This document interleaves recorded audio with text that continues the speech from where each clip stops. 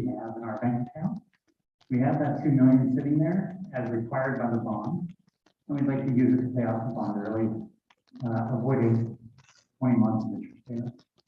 And that's what we're here to come today to ask for permission. We are going to answer any questions that you may have. Any further information? The only thing I would add is that the parking authority pays these bonds with its own revenue. There's no recourse back to the city to pay the bonds. This is self-financed through the parking authority, but enabling that to the city rules, we need your permission to borrow and your permission to pay back. Anything else? Mr. Fitzgerald? Just wanted to thank you for your time tonight. One of the contact points for this act today would lead to the board's approval of the development agreement with College Street. Many of you will recall we struggled to gauge with do we build a building of this size without a large parking garage. And through the thoughtfulness of the deal that was struck with your support and the parking authority, that parking is shared. So there's just a little garage on site, but then most of the parking will be in the parking authority's public facilities. Because 101 College Street is a private building, it mandates transition of bonds and the early defeasance.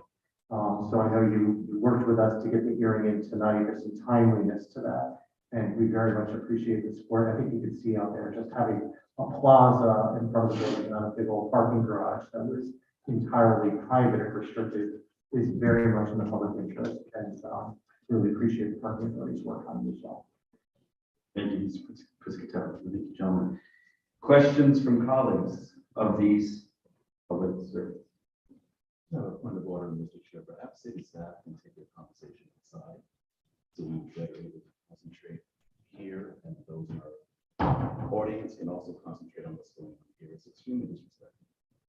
Thank you, Alder Frillo. That was, in case you didn't hear, it was just a reminder that if you have conversations you need to conduct, please conduct them outside so as not to disturb these proceedings.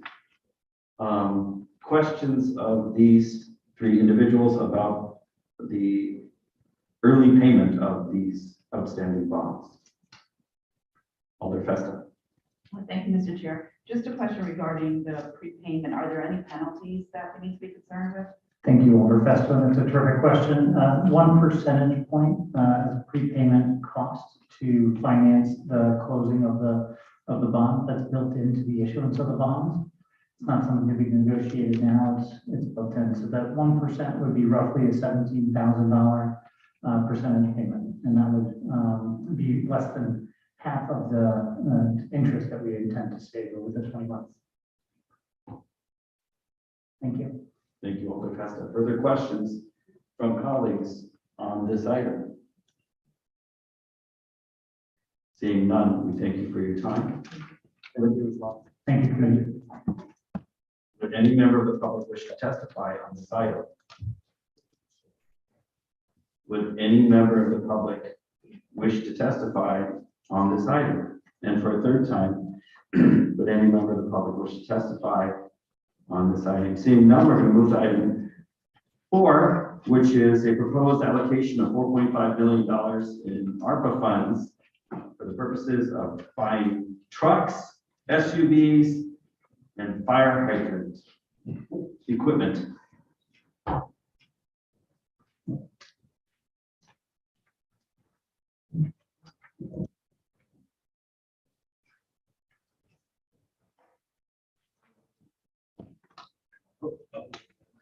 That meeting is already up, Mr. Chair.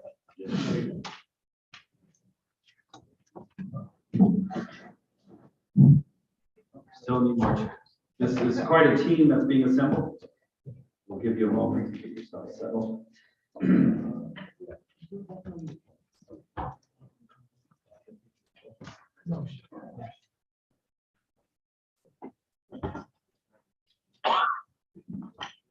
before you introduce yourselves, let us get the information in front of the colleagues here. Moment.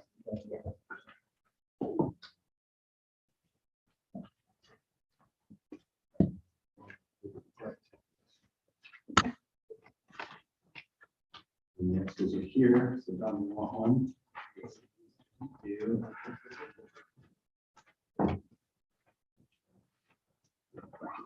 All right, I think everybody is settled, so if you could please give us your names and addresses for the record, please. I mean, I suppose that only some of you are gonna speak, but those who can speak should definitely introduce yourselves. If those of you who are just standing by, maybe gonna speak, you can introduce yourself now or wait to the moment that you will speak. Michael Gormley, City Acting Controller, 45 Jefferson Road, Branford, Connecticut.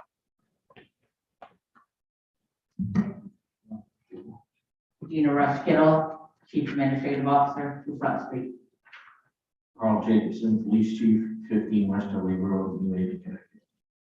John Alston, 952 Grand Avenue, City of New Haven. Terrence Humphries, 92 Grand Avenue. Assistant Chief Justin McCarthy, 952 Grand Avenue.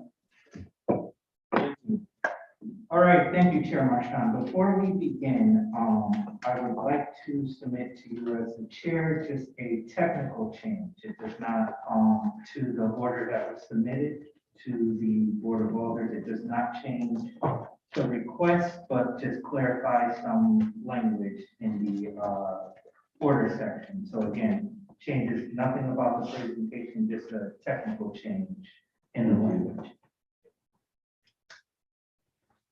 And we will go through this in some detail during our deliberations, but it's essentially incorporating the language in the order that was used in the previous order, allocating $53 million just for completeness, not changing any of the numbers or any of the allocations.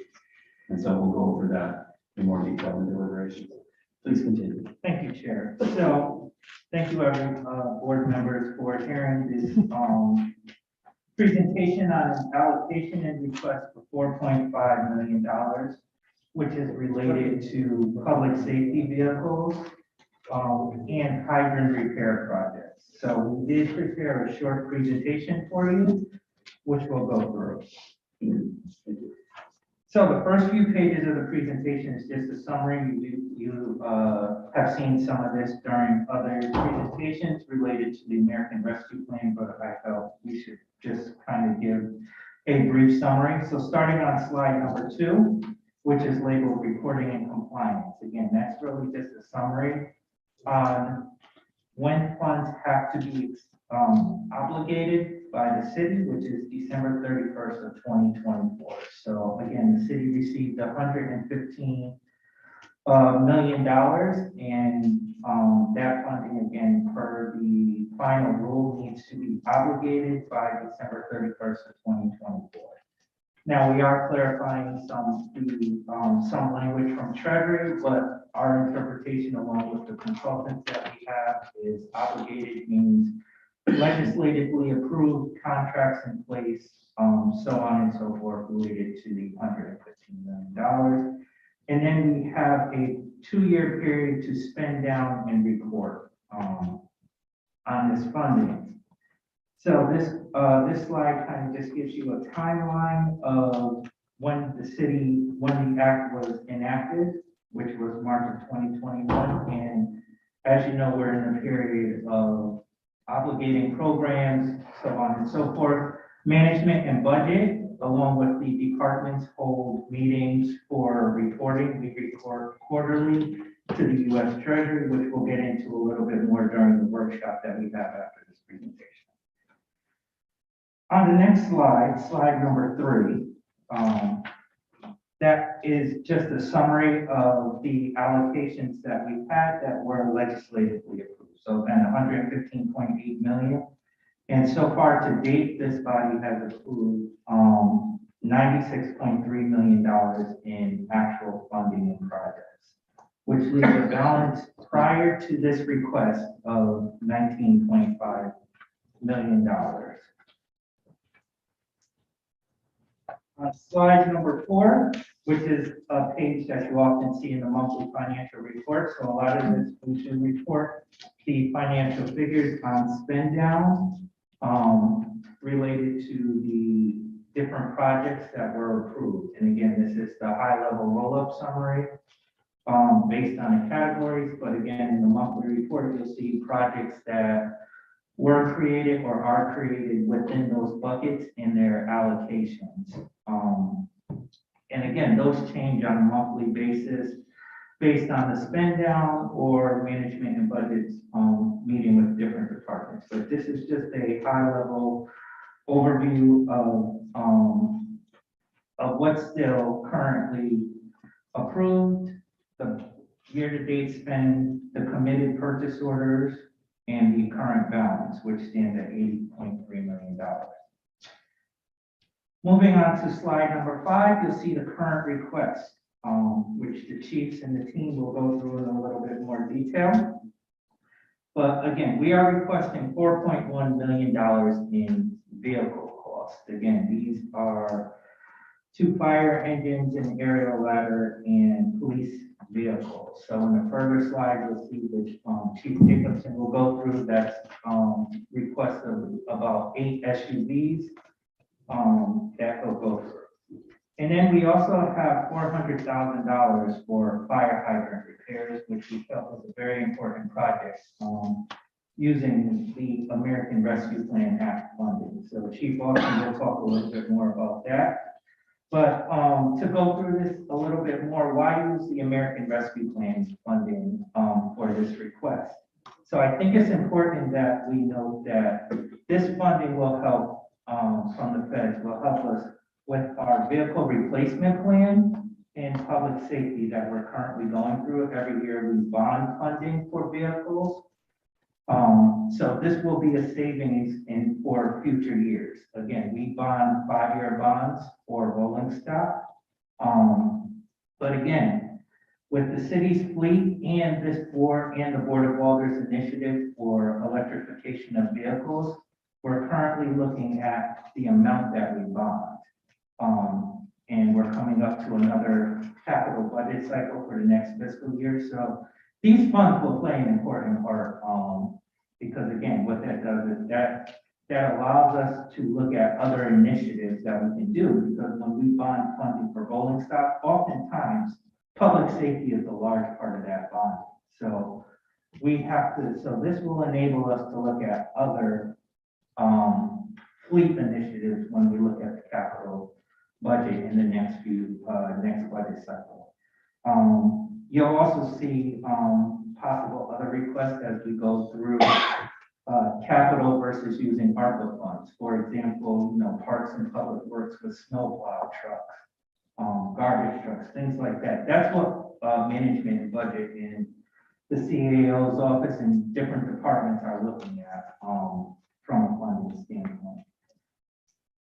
So, moving on to slide number 6. This, I will actually turn it over to Chief Jacobson. Good evening, all. Thank you for your time.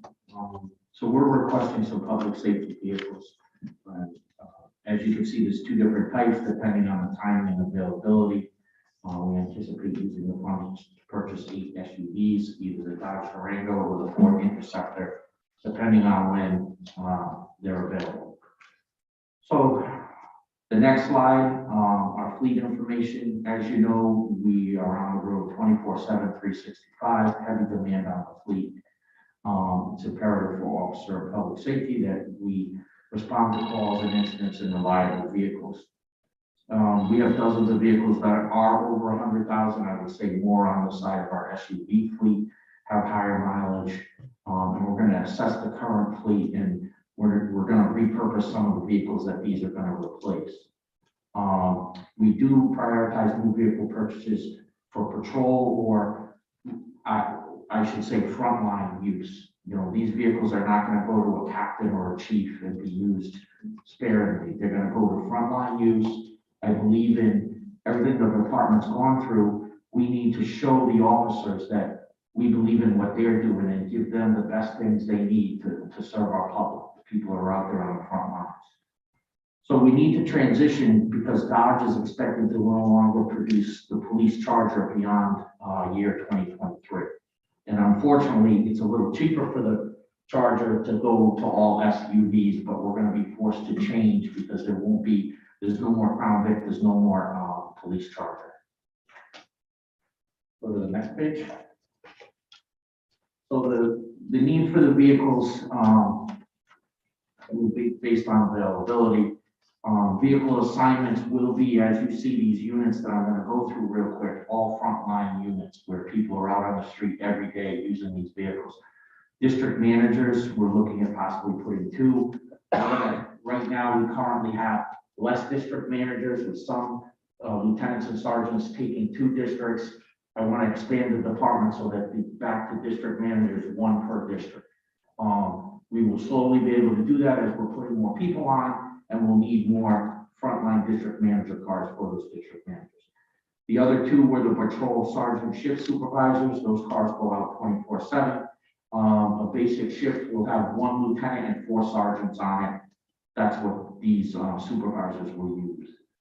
The Bureau of Identification currently has 2 SUVs and they're over 150,000 miles.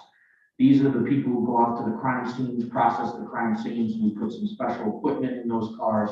It's time that we swap those 2 older ones out and get them newer cars. So I'm expecting to use 2 of those for them.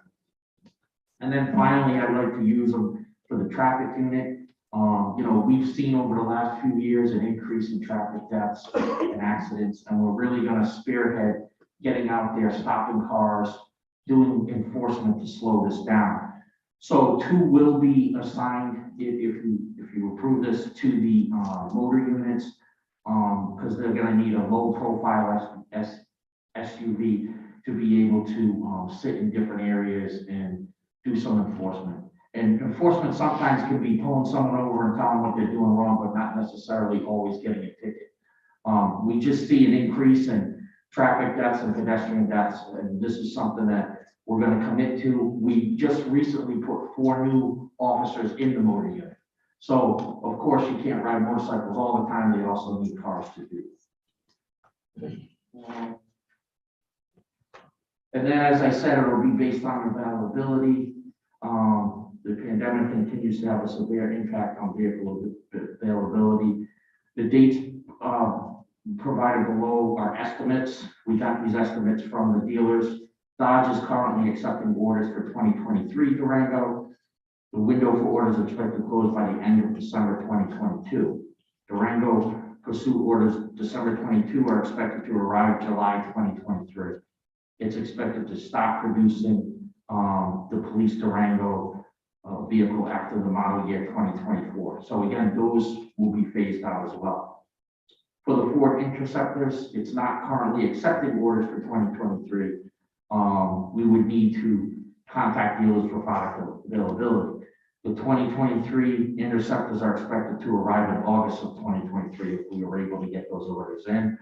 If dealers do not have 2023 orders available for us, then 2024 orders are expected to arrive in January of 2025. Thank you, Chief Jacobson. So with that, we will go into slide number 10, which I believe Chief Austin will be speaking. Thank you and good evening. Thank you for all the support that the owners give us, not only for this legislative and financial process, but also with the different tragedies our department has faced in the last 18 months. We've always been there. The calls and the text messages, we greatly appreciate. We don't take that lightly. In this request for fire apparatus, we are governed by the national standards, NFPA 1911. And basically it tells us how long a piece of apparatus is viable and should be on the street as a frontline piece or as a reserve or spare piece, and then when it has to be taken out of service. What we found during COVID, and this is a national issue, I'm part of a couple of groups, the IAFF and the International Association of Fire Chiefs are national organizations that our department interacts with. It's a national problem in getting apparatus built. Normally, it would take a year to 18 months. It is now taking almost 2 years, a little more, to build a fire engine, and almost about 30 months to build a truck. And so what happens is it's not only the manufacturers having the people to build them, it is supply chain issues. Some of our vehicles have arrived without certain chips, like we take for granted, like the backup warning in our command vehicles, because those chips aren't available. They have to make a determination on whether they're going to use the chip for the front of the vehicle or for the back of the vehicle. That's a small issue. When it comes to transmissions, axles, you'll remember last year there was a bottleneck in the Pacific with all those containers. Many of those containers were carrying parts, automotive parts. We literally had, three of our engines that were built, two of them were built. They were waiting for the axles to be there. The other piece in waiting, the cost increase. The price of an engine previously was about $770,000. The last purchase that we made, the engines were $630,000. That same piece of apparatus now is $850,000. That's the change within a year and a half. Then there are other issues like larger departments that put in larger orders. So then a smaller department like New Haven has to wait until those orders are put into place. So this is not only a necessary order time for us, but we want to make sure that you'll remember the controversy when I had to borrow a truck from Hartford because our bucket truck was out of service. I don't want to see us in that position.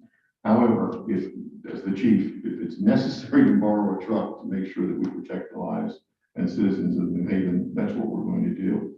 To avoid that, using these ARPA funds to replace apparatus now, to put our orders in now, is not only prudent, but practical for us. It's necessary for us to get those orders in. We won't see these trucks for another 2 years.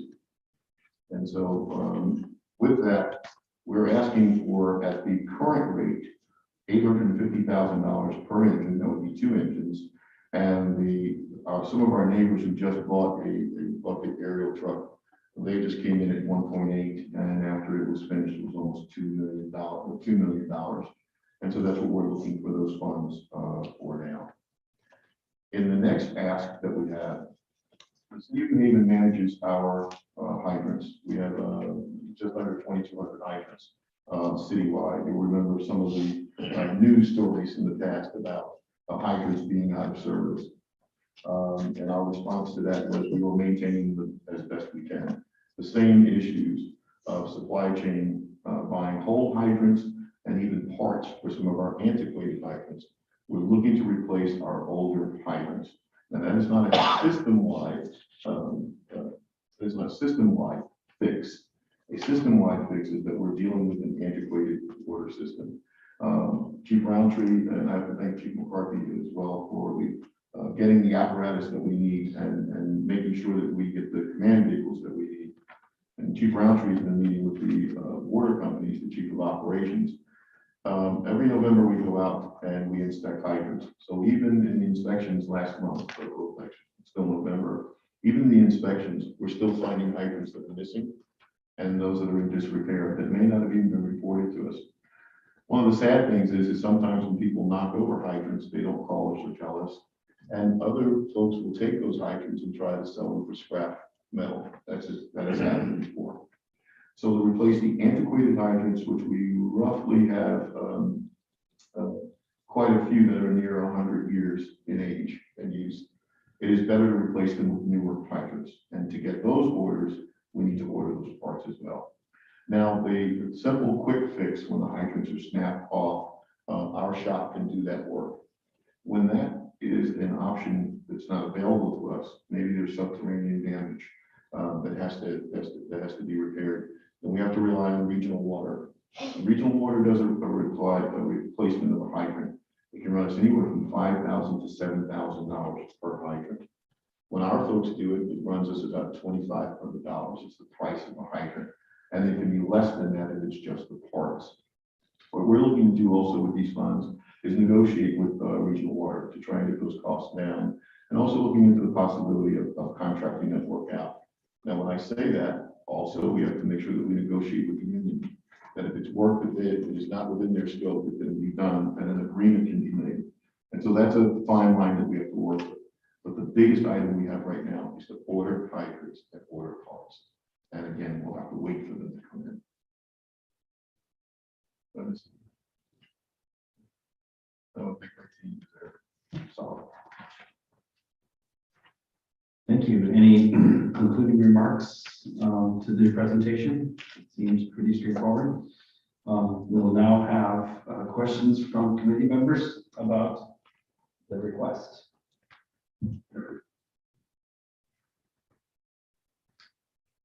Who wants to go first? Raise your hand. Alder Furley. Thank you, Mr. Chair. Good evening to both chiefs, to our CAO, our acting controller, assistant chiefs.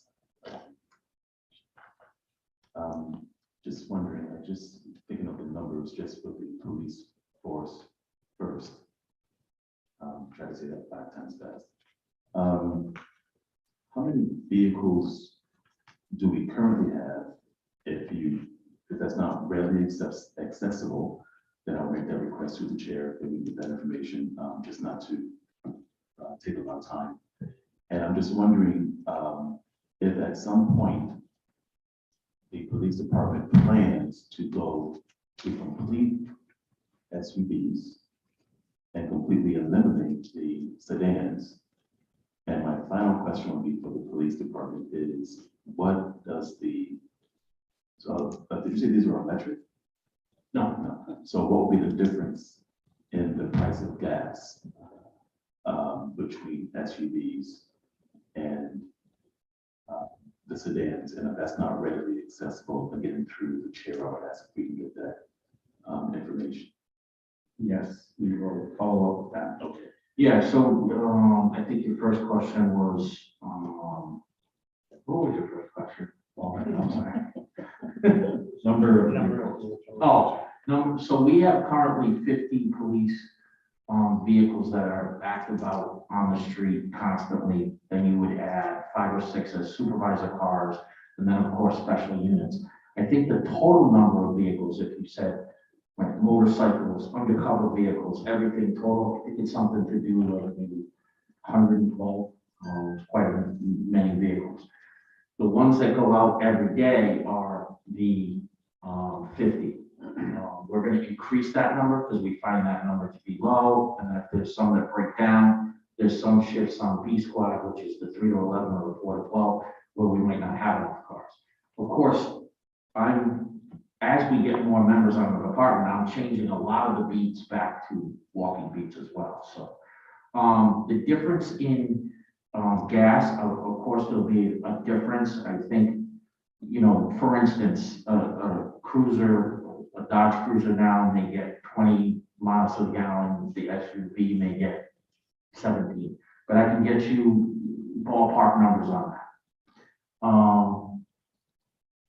I think what would be helpful, Chief, is if we would know the amount, the approximate amount or get the gallons that the tank would hold on each, the sedan and the SUV. So I'm sure each of them have a bigger tank that we kind of negotiate from there. Yeah, in each vehicle that goes out. So like the crime scene vehicles aren't running 24/7, so they'll be less expensive to gas, whereas the frontline supervisor cars will be going 24/7. And these are not diesel, these are. No, gasoline cars. Because I see them running. Like the cars never turn off. Yeah. They're always running. I'm wondering what that wear and tear could possibly do to a gas engine. But I understand. This is not a complaint. I'm just making. No, and I think it's important that we have enough vehicles that we don't need to keep one 24/7, right? If we have enough, like for C squad, we have less officers out, 2 or 3 vehicles aren't running that 24/7. You know what I mean? So we have to be mindful of, and it's a good idea to be mindful of. So car 22 or 21 are the ones that are running 24/7. Every now and then, they shouldn't go out at midnight and take the break. So I don't believe we have a program for that, but I'll work on it. And my final question for our police chief, if I may, Mr. Chair, just going back, is there a long-term plan to go all SUV? I think Yale has all SUV. Yeah, so we will have to, because the police packages that are sold through the car companies, Dodge and Ford has already canceled their sedan, and Dodge is about to cancel their sedan. Now, I would say to you, there is some benefit to that, like to transport. It's easier to transport somebody in an SUV instead of a prisoner conveyance van, and we eliminate issues. So I think it's good that they're going to SUVs. The officers can store more gear, they can transport people easier. So it'll be a bonus in the long run, I believe. And it certainly should be better in our wonderful New England weather. Yes. Yeah, absolutely. Thank you, Chief. And just one question for our fire chief, if I may, Mr. Chair. It says approximately there are about 100 hydrants that this would cover, the amount of money that you're asking for, more or less. It would not do all 100, because depending on the style of the hydrant, the age, whether it can be replaced or fixed, that would determine the cost, and whether we would be replacing it ourselves. So if we're replacing ourselves, it's $2,500. With original water, it's going to be upwards of almost $7,000. And this number includes replacement and or repairs. Great. Thank you. We sir. wanted the flexibility. Thank you, Mr. Chair. Thank you, Alder Turlow. I have Alder Winter and Alder Fest on the queue. Alder Winter. Thank you, Mr. Chair. On the police vehicles line of questioning, how does the cost of an SUV compare to the sedans we see out and about? I believe they're about $10,000 different. So the SUV's $10,000 more. Okay, and so we're talking about eight vehicles. So we could, with the same money, we could get more sedans, right? They haven't stopped making the sedans yet, is that correct? We just put in an order of sedans, and I think it's the last one. So we have the rolling stock committee, which myself and Regina chair and go through with different fleet personnel. So the issues with the sedan, as the chief just mentioned, is Dodge is gonna stop making them because it's nationwide orders. They do the orders early. This was actually the last order for sedans, which we used capital funding that we had from the previous year to order those sedans. So we couldn't put in an order for these sedans right now. So they're no longer taking orders for the sedans? Correct. So the SUVs then are basically our only option? So that was one of the things that we were discussing, as we were doing this ARPA allocation, is how we're gonna move forward going with, Dodge no longer making the, Chargers. That's something that's currently under development. I don't wanna talk for the chief, but SUVs and other measures were being discussed as Yeah. options going into next year for the police order, because we do order vehicles every fiscal year to kind of keep rotating out, the older vehicles that police has. So it sounds like it is partially just a vehicle availability issue. I mean, looking at this order of ARPA funding, I mean, I think we would most likely look at a combination of SUVs and Chargers if we knew they were gonna be available, but we had to go based on the information that we have and the needs of the chief as well. So in this allocation, we put in the SUVs because we knew the order that we put in for the Chargers would no longer be available by the time we submitted this package to the Board of Aldermen. And has the department, to all their further questions, started looking into fleet electrification, or is that later down the line? We started to, it is part of the 5-year plan, I would say, that we're working on. But we haven't picked anything or seen anything come up yet. There will be a push nationally for police to switch to electric, so I'm sure that we'll start seeing different brands make a police interceptor and Charger. Thank you.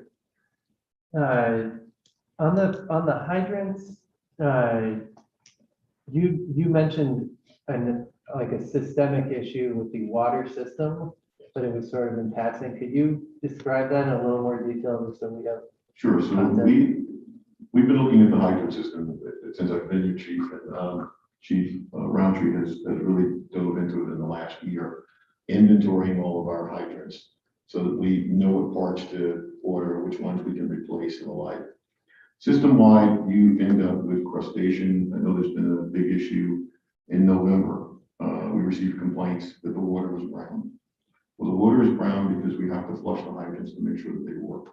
All right, it's a temporary situation, but that's what happens. The only way that we know the hydrants work is to turn them on. The regional water company doesn't do that. They basically inspect. So there have been times where we've actually hooked up to a hydrant to fight a fire, and it undermined itself in its operation. and they had switched to another hydrant. And we have contingency plans for that.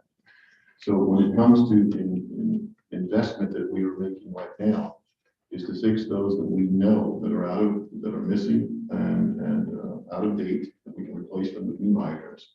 But we're gonna have to, as a community, have a larger, more meaningful conversation about testing the system-wide with our partners at Regional Water to make sure that we are getting the exact gallonage and the exact delivery everywhere that is needed in the city. There are certain areas in the city that don't need it, the same pressure, if you will, or the same amount of flow.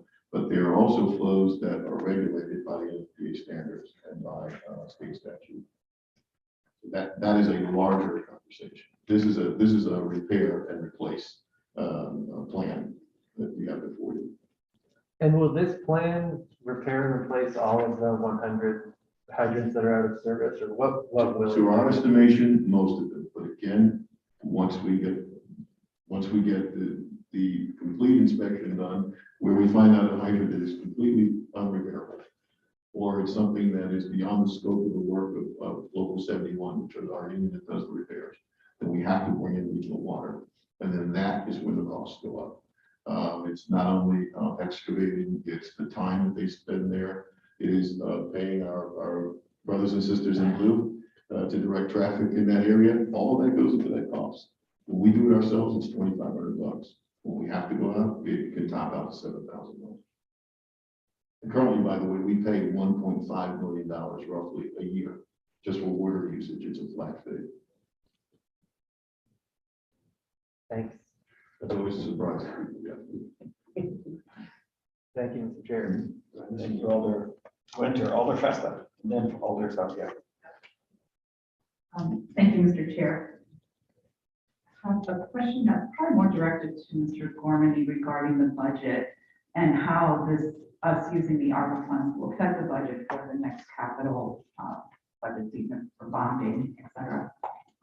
Yeah, so currently we're starting the budget cycle in my office with different departments, but I think using ARPA funds allows us to either reduce that budget or do different initiatives that may have been delayed. Because again, when we look at rolling stock, we kind of look at the public safety aspect first, right? So police, fire, and parks and public works, because that's really what affects residents from a public safety standpoint. So sometimes when we're looking at those plans, that can eat up the whole capital budget. So again, you know, I've talked to some of your colleagues and stuff on electrification of the vehicle fleet, our older fleet. So again, using these funds for public safety may enable us to look at the electrification of our current fleet as it was passed by CSEP as a viable option. Again, depending on what we're seeing going into the capital budget, that may be an area that we can reduce because we do have the ARPA funds available for this type of purchase that would help out that we would normally bond for. And again, you know, just being fiscally responsible and looking at the capital budget, again, if you don't really need to borrow for it on the general fund side, that also saves you on debt service in the out years. So again, I can't say that this will reduce the budget, but it will certainly help us with other initiatives that we may have been delayed due to COVID, or just because, again, we may have needed to replace more public police cars or an engine before looking at the rest of the city. So COVID or no COVID, we still have money in the budget for rolling stock. So we can eliminate COVID from that discussion when it comes down to the budget, the capital budget, and what we bond for. So really, it's unknown. We don't. Well, We again, may keep it the same just to play it safe. I would say COVID certainly did play a part because, as the chief mentioned, costs have certainly gone up, right? We've leveled out the capital budget over the last 2 years on the rolling stock piece. So as costs have gone up in supply chain issues, that's less rolling stock that we can purchase because of the cost. But again, as you just said, it's an unknown at the moment because we're starting to go through the budget analysis with the different departments. But Is there a potential for savings? Yes, there is a potential. And then there, Chief Jacobson, you mentioned something about possibly going to the SUVs could possibly eliminate the vans on how we transport. Yeah, so we are now, mostly transporting by car or SUV. We're trying that out, we're seeing how it works with our staffing. The transport vans themselves, which now have seatbelts, are being used to transport the court. We also looked at another type of van where it actually has the capability to walk people in, it has room, they use them in New York City. So, because we'll always need a larger transport to go to court. But, like I said, the space in the SUVs, excuse me, as compared to the Dodge Chargers and the Crown Vics, far better spacing to put a suspect in, more comfortable, able to buckle them better. So that's an advantage for those. Okay, so we won't be able to eliminate the vans because of transporting to the court. Yeah, just with staffing issues, and there's some mornings where there's 12 people going to court, you would need to use 12 cruisers. So right now, we're very careful with the prisoner vans that we have, but we are looking into some ideas. We even put it in into the capital budget of buying a larger vehicle that has, if you look at our prisoner vans, you have to boost someone up and you have to do things that aren't as safe as getting one where the step comes down and you walk people in. So we are looking at other alternatives. What happens to the old cars? Do we scrap them? No, so the first line of old cars will go to like extra duty. That's why you see, like you've seen articles in the past where an extra duty car caught on fire. Well, that's an older car. They'll also use the cars for parts. So these cars will be used for parts. That's why at some point when we do transfer over, it would be better to be using one product. So then if a car is damaged, we can just use the next car up that's waiting. But all the cars will be repurposed if they're able to be. There'll be some that will be taken completely out of service. And the ones that get taken out of service get scrapped, and do we get money for that? Yeah, we actually work on it. It depends what we do. In certain circumstances, it's small, just like, your own, if you scrap it, yeah. But there are certain circumstances where we have scrap vehicles and taking money in for it. I just want to make sure we're scrapping it. Yeah, we're not allowing people to scrap them from 7 to 10. Bring it to the yard. And then these vehicles, who gets to bring them home? So these vehicles, none of them will be purposed as take-home vehicles. We do have some vehicles that take home, they're explicitly for people to get called back due to incidents, like bureau commanders, district managers, different. So 2 of the district managers would, at this point, we still have a policy where they could take them home, but they would have to come back from a homicide. They would all be on the street, working on a street capacity. What I meant by, I'm not going to give it to a captain that isn't being called back and isn't working on the street. So it's not going to be sitting in someone's driveway overnight. No, So it's for, let's say, officers or captains who are on call. exactly. Okay, and is there a certain mileage that they're allowed to travel? Yeah, it's in our contract. It's 30 minutes. Because that's also Absolutely. wear and tear, yeah. And that's something we are going over all our policies and procedures just with my administration coming in. And we're also looking at who has cars in line. Unfortunately, we have to bargain with that with the union because if they had a car before, that's past practice. But we are looking at all of that, especially with the union contract on it.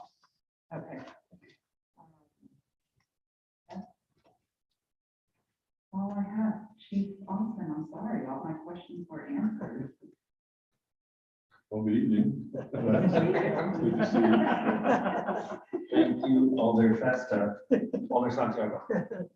Okay, thank you, Mr. Chair. First, let me start by saying it's always nice to see the faces of the people in charge of those who protect us.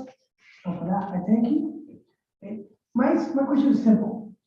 about the fire hydrants. You said it's between 5 and 7,000 if the water authority does it, right? Now, does that include if they have to cut the asphalt and Yes. dig and all that? Everything. That was my question. Thank you. Thank you, Alder Santiago. Further questions from colleagues? Alder DeCola.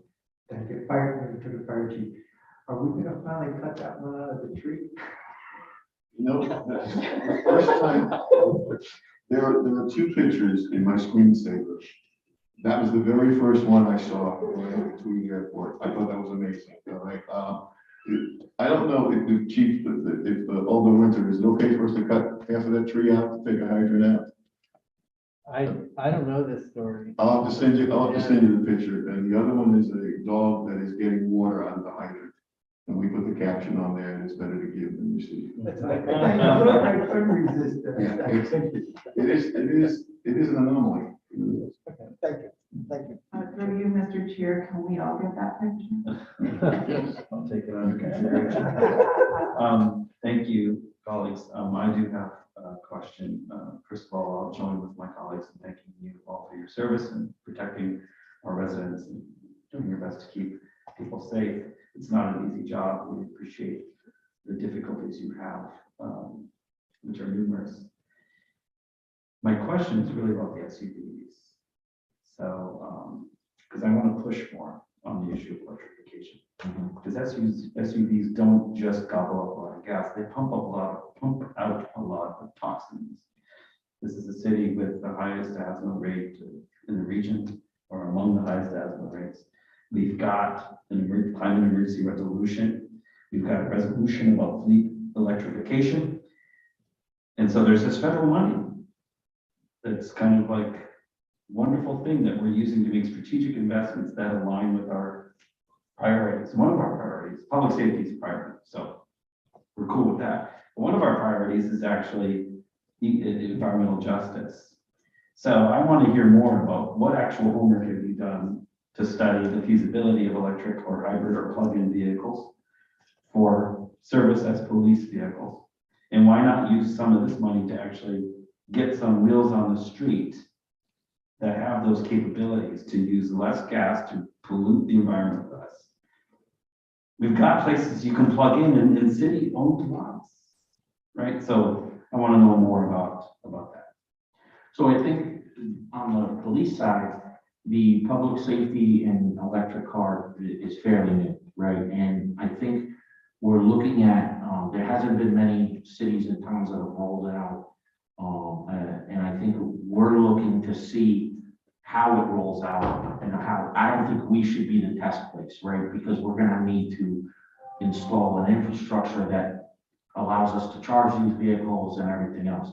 It would be feasible here because we do have substations where the officers write their reports, they could plug in there. And there's a lot that New Haven would be, well to start a program like that. But in my research to date, and it's not a lot, I'm not gonna try to tell you a story, but there's not a lot of places doing it yet. There's not a lot of companies coming out with a plug-in police interceptor yet, right? But we're gonna see a move towards that. And then we're gonna take advantage of that and look to see what the best fit is for New Haven and move forward. I totally agree with you, but I just don't think there's enough information out there and enough products yet. Okay. This topic is fresh on my mind because I actually bought a new car today. I bought a plug-in hybrid Ford Escape. Now, a Ford Escape is a crossover. It's a small SUV. It's not probably big enough or capacious enough to be a police cruiser, but maybe. But I drove it here.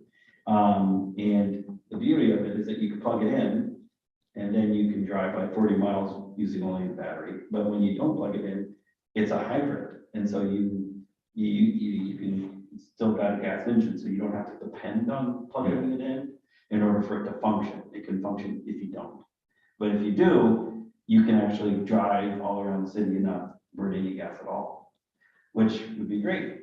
Now, I understand if you parked and you have various devices on and lights on, that's going to eat the battery faster, right?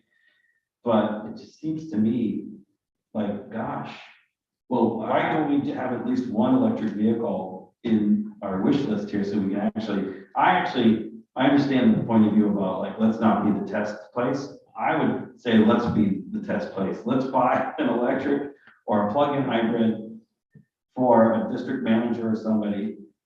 Because in terms of like the low end torque is just as good or better than unless you buy like it. It's got giddy up and go. I know because I've driven these two. so I know one of the test issues is, and I'll show you the rear of a police cruiser ones. We have the laptops, the lights, the radios. You leave one of those devices on, that battery's dead. You know what I mean? There's a lot of issues with the ones that they're test running. You have less police lights, which I don't like. I want more police lights, cops going through intersections, stuff like that. So there's a lot of issues with them because of the electrical draw with NDTs, and then the device connecting us with the NDT. You got so much power running through those cars. So I know they've run into some problems, but I would say that's why you're not seeing them every day yet. You know, and when they fix those problems and make it so and also the cruiser being on 24/7, you know, it would have to be a hybrid type model that you're talking about where there is a fallback on gas. Right, because if the computer's on and it starts to overcharge the battery, then the internal combustion engine just kicks on and it feeds the alternator, which keeps the juice going in the battery and everything else, so. So we've done some homework on that. And one of the issues we thought possibly would be like the fire marshal's office to start, where they're doing daily inspections, they could charge the vehicles overnight. Then it became, where would we charge them? Then making sure that if we had to press them into a frontline piece to be a responsive unit, how much of a draw with the siren, the onboard computer, the GPS system and the like. So we looked in terms of that. We looked in terms of a central charging space, because currently our firehouses are great places. But if you put an window air conditioner in a few of them right now, it will trip the entire circuitry. So then we would look if we would charge them in one of the city-owned lots. I think we said DPW, a couple of places in our garage might be a way. But then now we have to have our staff come in and pick those vehicles up in remote locations and then go on to their way. That was something we looked at. We also looked at certifying our mechanics. Would they have to go back for training to work on these vehicles if they were? I know that although Nicole is an electrician, we know that they are run not only the hybrid system combustible engine, but they're also run by a charging circuitry system. We currently, the SUVs that we drive now, have a circuitry to kill our electronics. I'm jumping around because everybody's saying, why are they running all the time? When we're in that vehicle, it has to be running, because when it's still, every piece of equipment that we have in there, our radios are in there, our cell phones are charging, MDT is charging as well. There have been plenty of times we've come out in the morning and it would not start, the car would start. So we've actually had kill switches put in to make sure that after a certain amount of time, I believe it's 3 to 4 hours, it'll shut down the draw on the battery. Many of our vehicles have 2 alternators in there because of the draw of the lights and equipment that we use. The other thing was in LA, Rosenbauer was one of the first to come out with an electric fire engine. Initially, they had some issues because the battery compartments are moved towards the center of the vehicle because they're so heavy. We want to make sure that the vehicle stays balanced when it's on the road and turns. But they also moved the water tank, 500 gallons of water, to the midship position as well. So the fear was, and it happened, that there was a water leak. It leaked onto the batteries and rendered the vehicle to them. So that's the larger scale. I would say if there was something that we were going to roll out, we would look at our staff cars first, and that would be the fire marshal's office. But again, that's not part of our ask right now. We want to get these other pieces in the hopper. But if you're more than willing to increase our ask, I have no problem. I don't think Mr. Gorman will be happy with me, but staffing would be the place where we would start. It would be the least harm, least usage. They're used during the day to do inspections. Yeah, I mean, just off the top of my head, I can see how a fire truck carrying thousands of gallons of water would be a difficult place to start for a vehicle with huge battery capacity. So I get that. I don't see the same challenge. There are other challenges, but I don't see the same challenge, obviously, for the police cruiser, where, SUVs do provide greater ground clearance. They provide, it's easier to get in and out of if we have bad beats, for example, which unfortunately we do. You can get out-wheel drive, so there's some advantages, but they also like tip over if you drive too fast. So there's pros and cons. The biggest con for an SUV is that they're heavier.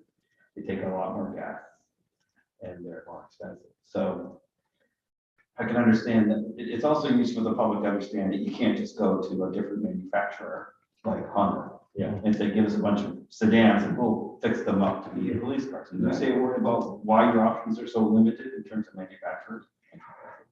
Well, a lot of manufacturers choose not to build police interceptors, and then there's state standards, like the fire chief was talking about those fire apparatus for our cars and what they can do and what they can't do, and what type of braking and what type of suspension.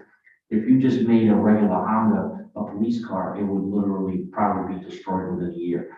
So we have different suspensions in them, we have different engines in them, and I don't think. Well, like I said, there's a push towards the electric side, but it's not prevalent yet. We're not getting advertisements about, hey, grab the Chevy electric police car yet. I hope it goes there. I'm sure it will go there, and we will do more research, to be honest with you. But the only manufacturers that produce police interceptors that meet the requirements are Ford and Dodge. Currently, yes. Currently. Chevy does have a product as well. Chevy does have a So have you looked at Chevy? Because there's one of the few American companies still building automobiles. Ford only makes Mustangs and trucks. Yes, we have looked at those as well. And they're just viable. Yeah, I mean, the Durango fit with what our mechanics are trained with, because we've been using the Dodge product for so long. That's kind of what our prior supervisor of the garage wanted. It's an easier fix, it's easier to get mechanics that can work on them and that type of thing. So you weren't super enthusiastic about Chevrolet because that would be like a whole other product on different parts and different Yes. specs. I mean, I would love to go back to Ford Crown Vics. I love those cars, but make those electric. I would love them. But yeah, and currently we phased out from the Fords to the Dodges, and we were given guidance to stick with the Dodges. So that's where we came up with the Dodges.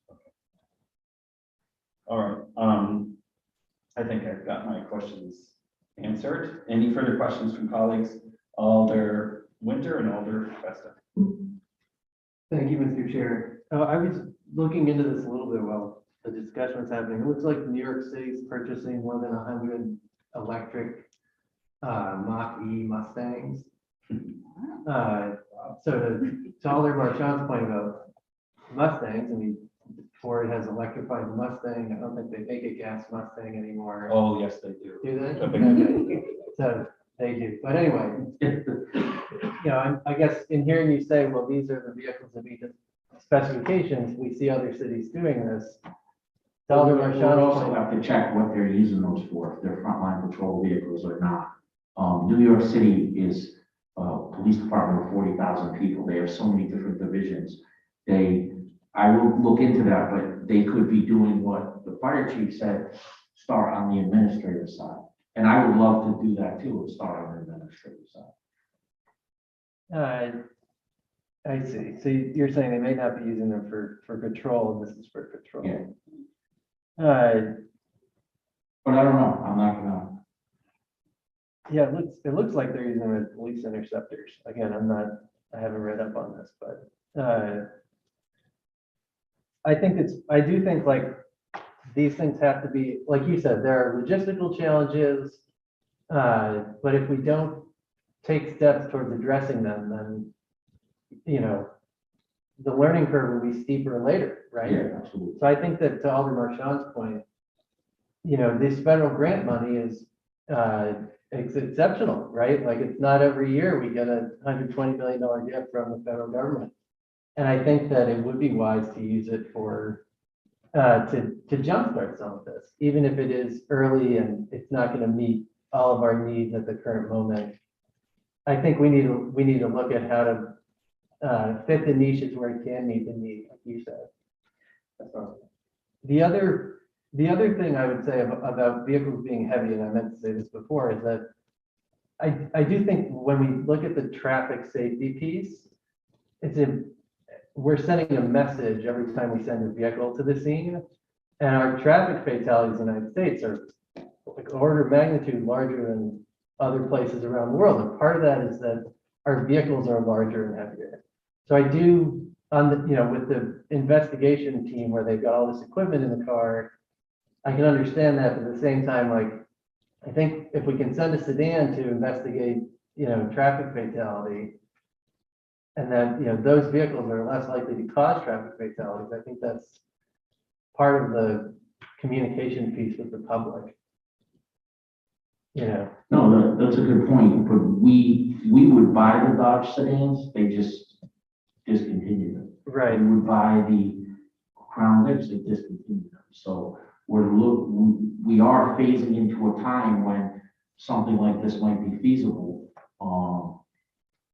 But we were waiting to see how it kind of pans out, who comes up with. And what's yeah. So I think part of that is where, like I mentioned earlier on in the presentation, we're also looking at different public safety aspects such as parks and public works and other areas that may come as another submission to this body. I think, maybe I'll have more conversations with the chief and Madam CAO here, but maybe it is, we can test one SUV if we do a second vehicle submission using ARPA funds. Maybe it would be feasible to test an electric vehicle. I think, I don't want to speak for the chief, but maybe we do a little bit more research and see if that's feasible for one of the command units or something that's not really running 24 hours. I think we can And I certainly like the look at idea that. of a district manager because they're visible, they're out in the community, so people will see that, they respond to calls, but it's not running 24/7. Again, we're currently doing an analysis on vehicles, especially, we looked at police and fire, we're looking at parks and public works, so we'll definitely take a look at that and, maybe it's in another submission coming soon to this body, Yeah, I mean, I understand you have, like you said, you've got vehicles with over 100,000 miles, you're using them every day. I walk my dog almost every day by 710 Sherman. I see all the vehicles that have been wrecked.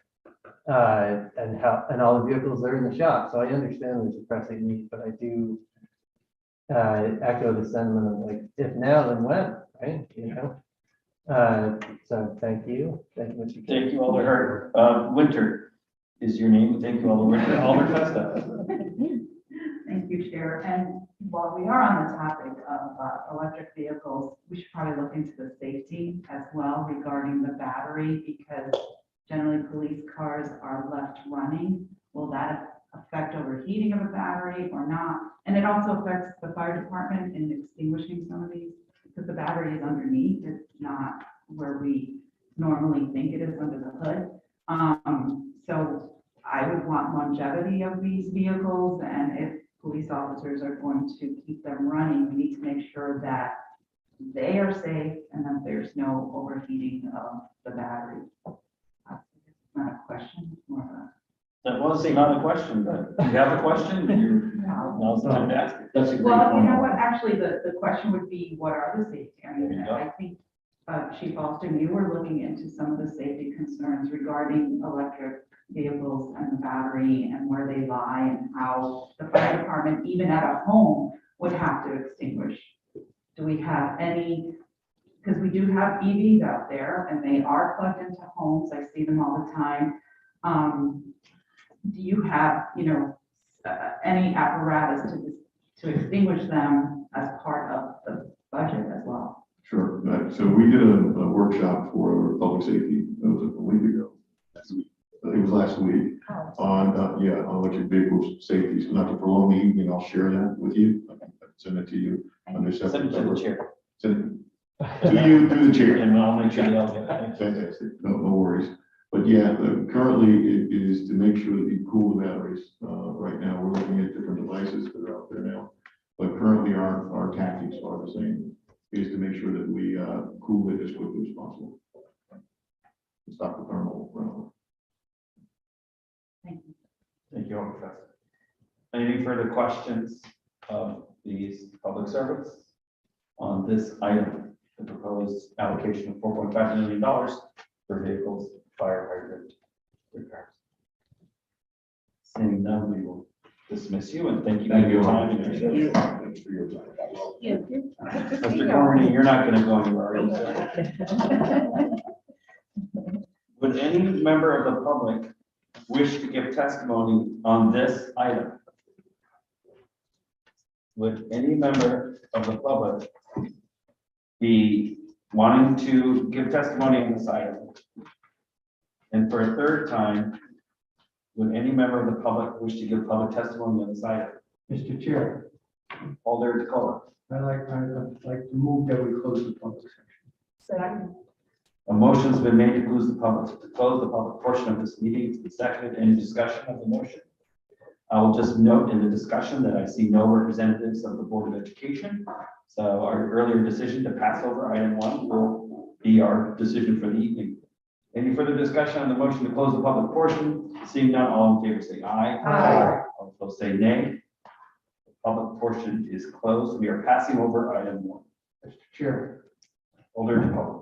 I move that favorably to increase the fees for item 2.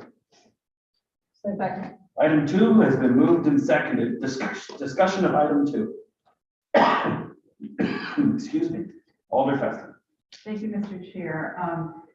I think we might need to invite Mr. Ryan back. There were some concerns about the blight on the field, and while I do agree that we need to increase the fees to the golf course to also be, a little more aligned with other public courses that are out there, and seeing that even though with the increase, we're still lower than those golf courses, it makes sense to go up in the fees, but I would also like to get some questions answered regarding the condition of the buildings that fit on the golf course, since this board did a lot and approved funding to fix the main clubhouse a few years ago.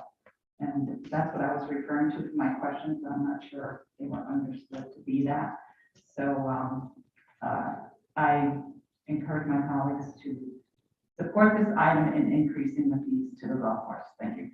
Thank you, Alder Festa, and I see Alder Winter. Before I call on you, I'll just acknowledge your suggestion about some kind of follow-up on the conditions of the buildings at the golf course.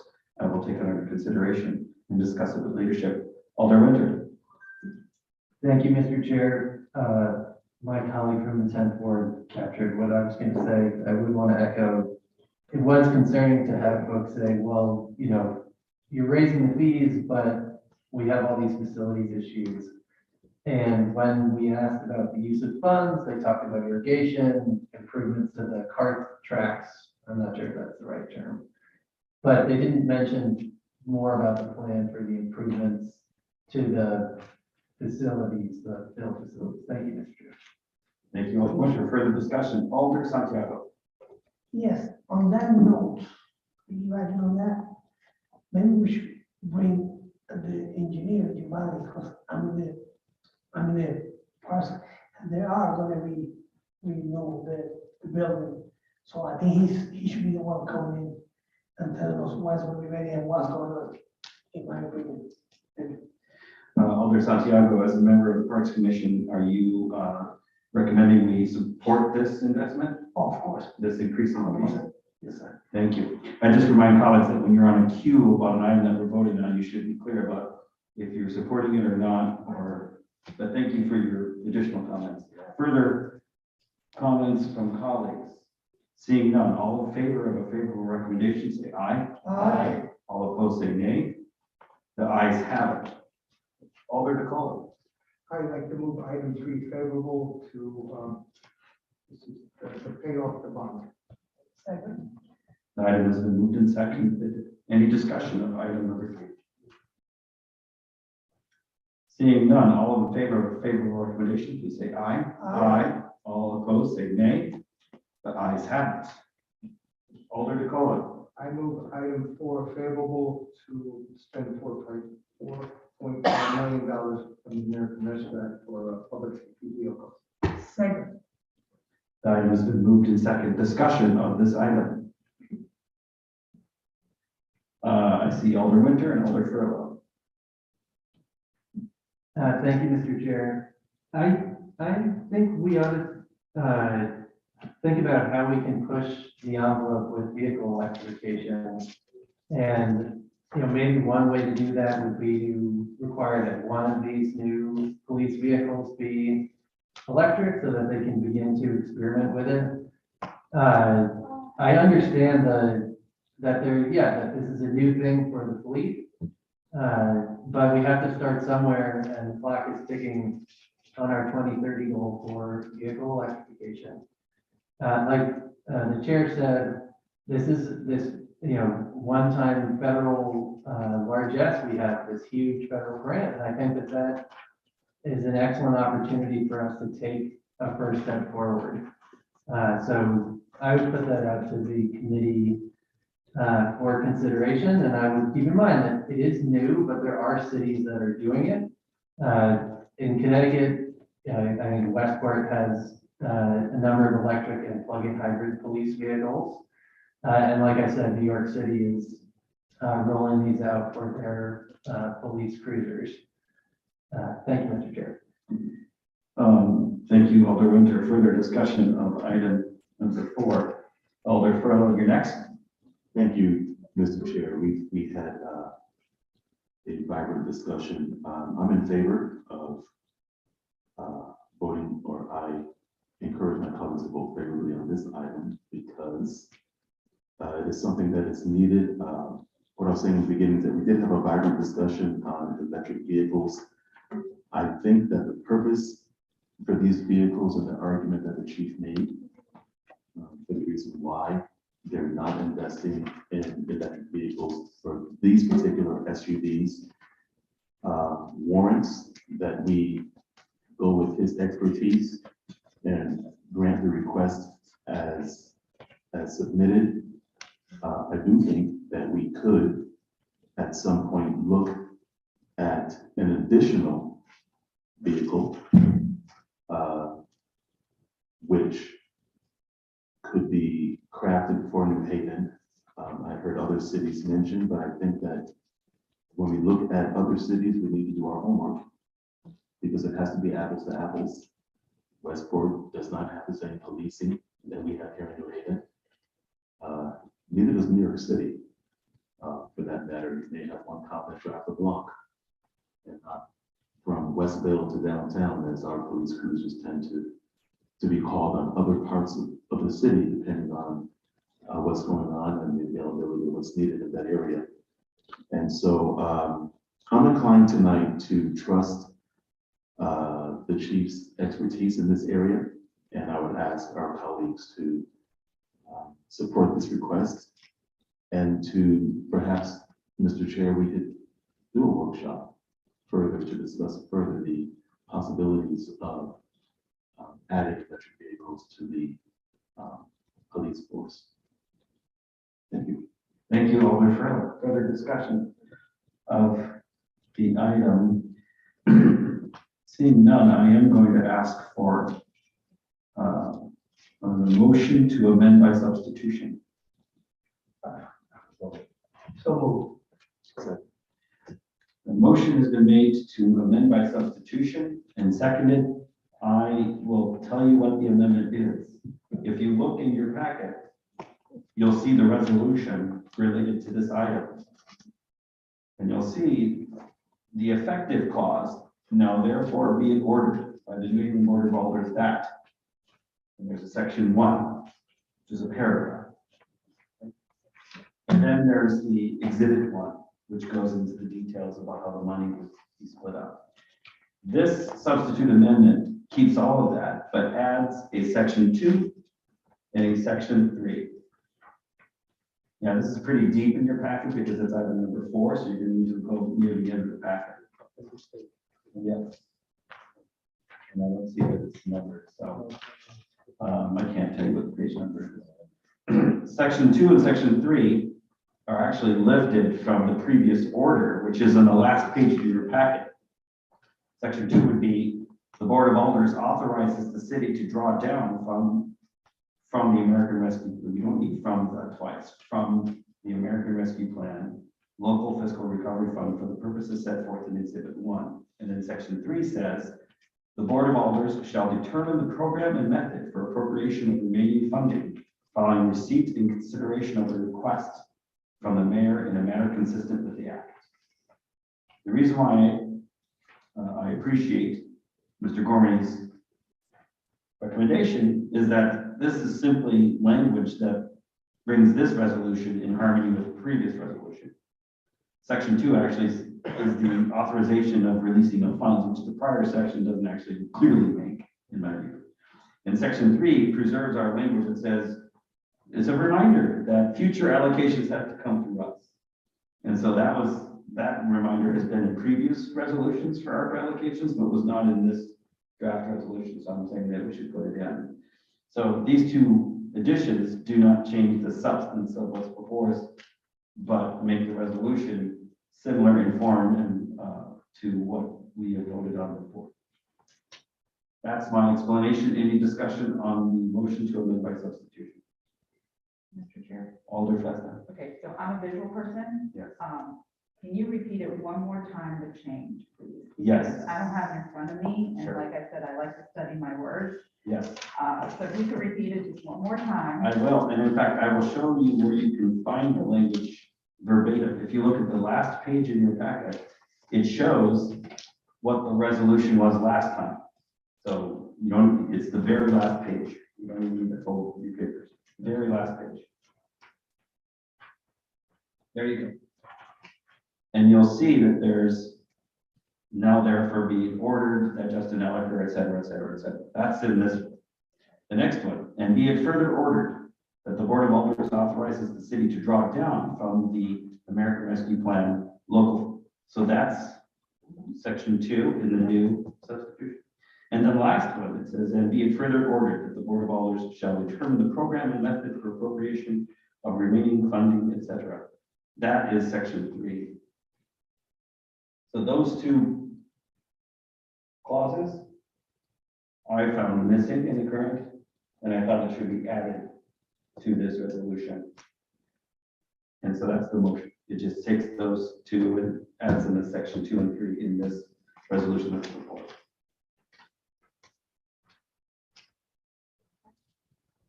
Any further discussion of the motion to amend by substitution? Seeing none, all in favor, say aye. Aye. All opposed, say nay. The motion passes. The item, any discussion of the motion as amended? I'll just say for my part that I am happy to vote tonight in support of the item as amended. I do think it'll be, at least it'll satisfy my curiosity and perhaps give me some bright idea, maybe not, to speak more with city staff before the second reading about this issue of a hybrid vehicle and whether or not, for example, a district manager could have a plug-in hybrid vehicle.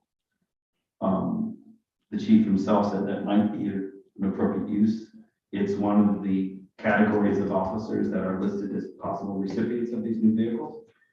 And so I would think that it might be worthwhile to have a little bit of a follow-up discussion with the chief and the director of management and budget about whether or not one of these vehicles funded by this allocation could be hybrid or plug-in hybrid or electric. But until we have that discussion, further follow-up discussion, I think at this point we should advance it to the full board as is, as amended. So that's my proposal, is to vote yes tonight, but do a little follow-up work. Any further discussion on the motion before us? On the item as amended, Alder Winter. Thank you, Mr. Chair. I think that's a reasonable way forward. I think one thing we didn't talk about, well, we did talk about gas mileage because my colleague from the 27th ward brought that up. But we didn't talk about just the price of gas and running these vehicles constantly. There's an enormous amount of wear and tear. And I think that that's an important consideration for us as we look towards the future of the fleet, is just the amount that we're going to be spending on fuel. And so I think that's another reason to push forward with exploring an all electric alternative. And like the chief said, we do have substations, we do have locations where, and it could charge at other pieces of public property, maybe a school or a parking garage. And I think like, yes, the vehicles are running all the time, but, you know, the substations aren't gas stations right now. Like you couldn't go and fuel up your vehicle there, but you could go and charge while you work on reports. And we do see officers out in the field going from call to call, but of course we know they also spend a lot of time in one place writing reports. And so I think that, you know, that could help juice up a battery if you had 15 or 30 minutes. So I do think that these are logistical issues that we just won't be able to untangle until we start rolling these out in the field. Thank you, Mr. Chair. Thank you, Alder Winter. I'll take that as speaking in support of the follow-up work that I planned. Yes. Any further discussion on the motion as amended? Alder Festa. Thank you, Mr. Chair. While I support the item, I would also like to see a comparison with electricity bills compared to the gas bills, because as we're reading, UI is going up, Eversource is going up. How will it affect our grid? Do we need to increase our power to wherever the substations or to, I'm in support of EV.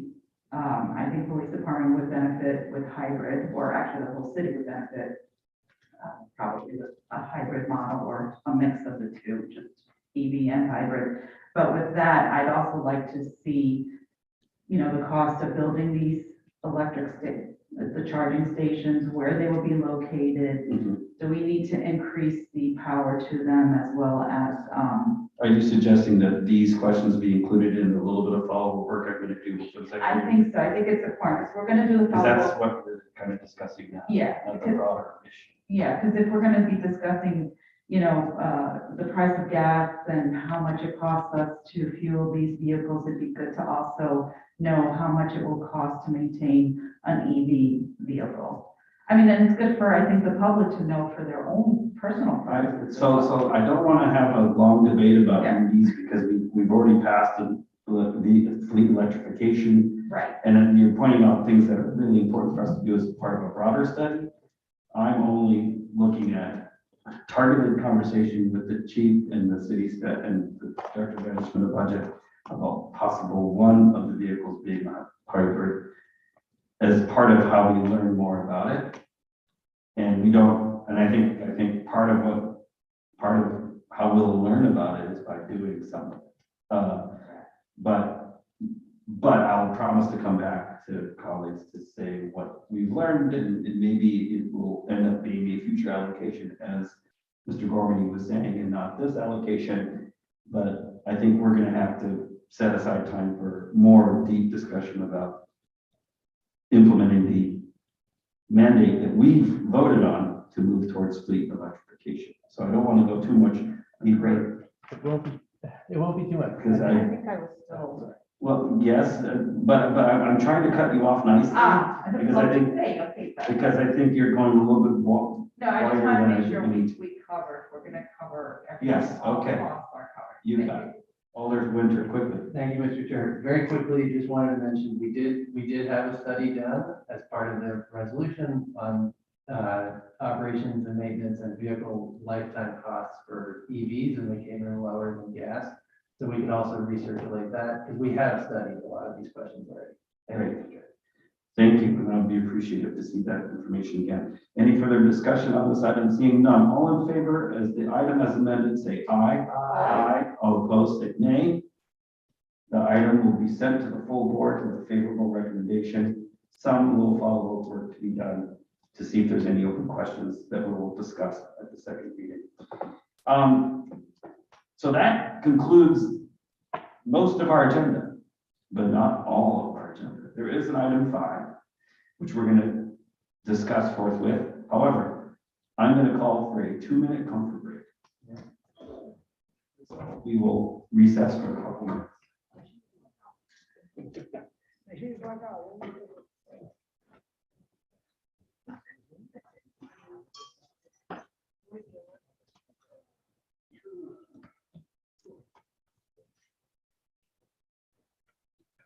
You gotta check the safety of lithium batteries. I'm familiar with the lithium battery We don't have issues. them issues. Yeah, but, But no, I, safety reasons. yeah, I We had a understand. big meeting. You don't put the horse before the. The president said, thank you. We all. Yeah. You're the one.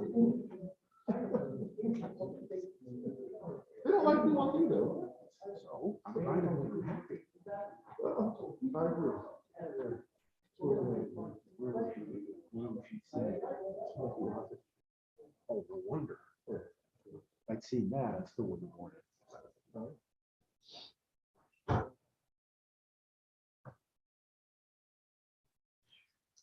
LG, that was you. How you doing? You're a little sleepy? Are you a vegetarian? You're a vegan, okay. No, well, I was gonna go turkey, initially, but I said, no, it's LG. Yeah, so, but yeah, I was gonna blame something. Yeah, that's usually.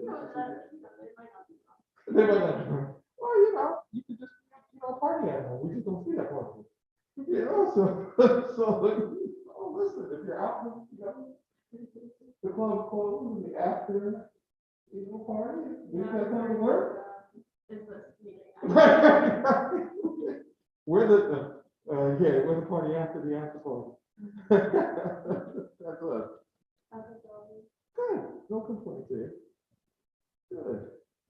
We're gonna keep you busy this week. We got lots of things to entertain you. Lots of things to entertain you.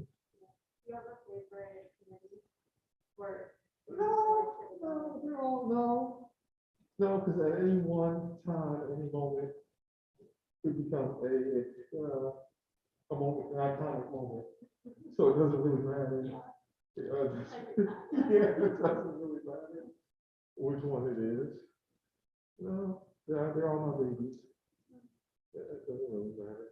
It's all the same.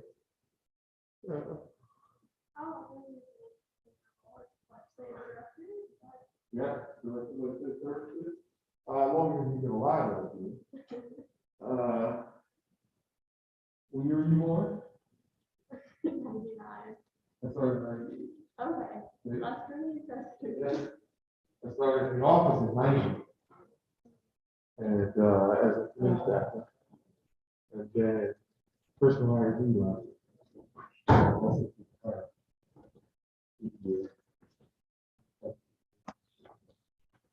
Kind of the Tom Wayne pack. Okay. Here, let me give this to you. This is number two. Well, it's like 8 years for Tom, This is. Yeah, I've got it back here. Well, no, Right, and the number two is gonna be the, from the, and one. Yeah. But just take up the from the. But, no, I'm born. Oh, okay. Yeah. The words from the are twice in a row, we only need them once in a row. So yeah, that's the item. I like it from the, from From It's got a. the sound. Do it 10 times in a row, and it starts to sound like the motor. From. Yeah, yeah, it's basically what I say. Yep. Where are you from?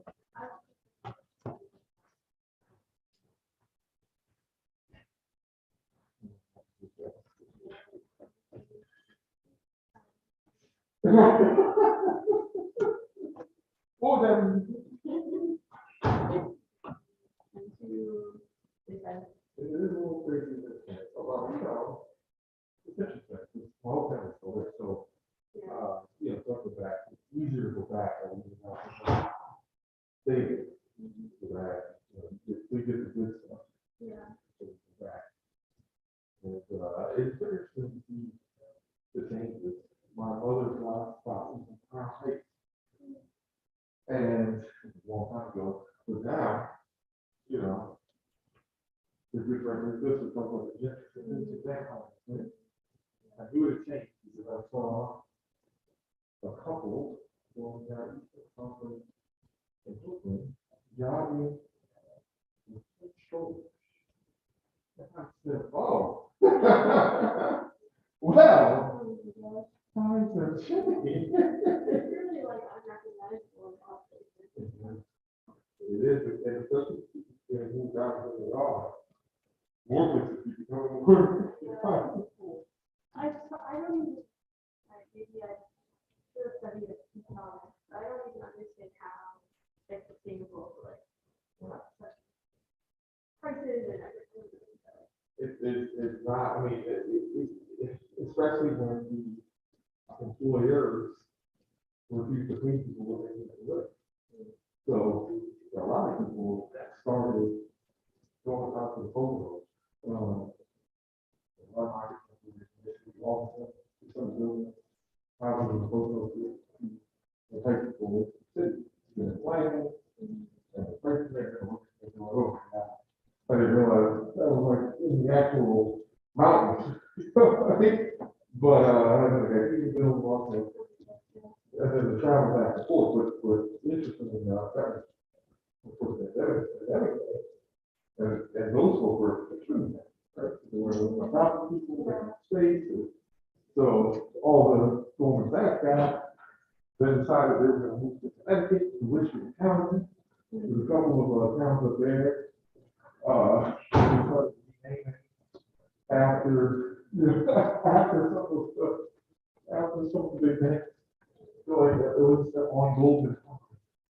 They, sometime,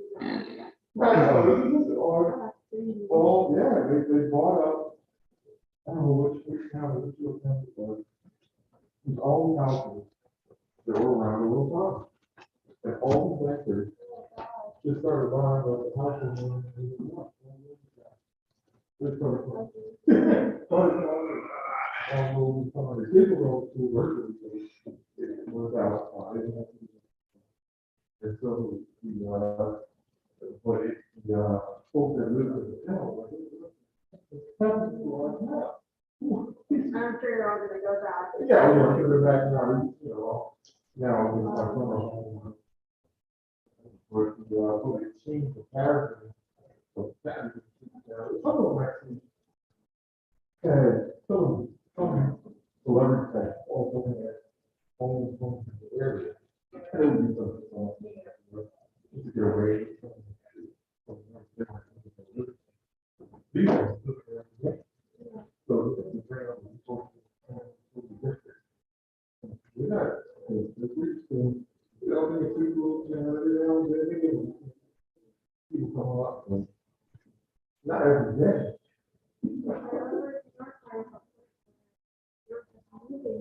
Everywhere, like. Yeah, you feel there, some of them, nothing happened. Yeah, that's what it was. Yeah, people don't care. Some people, we ran to a couple of them, to teach you. They said they live in that, they live in this town.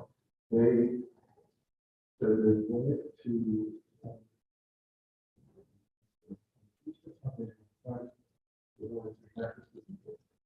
They walked down the street.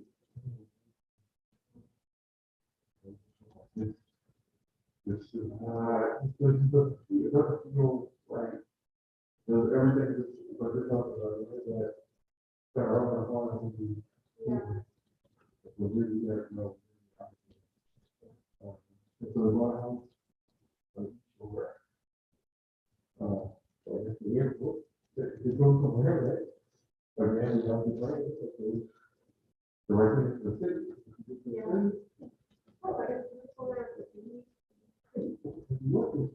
I mean, think about what they must have thought.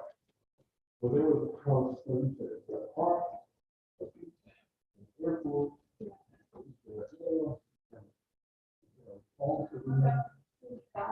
Yeah, I can see stars.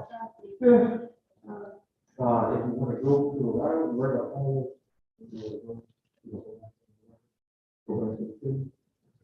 And you can do all that, but why did we place of nothing? We can only get a phone for it. Yeah. And so this is what they're doing.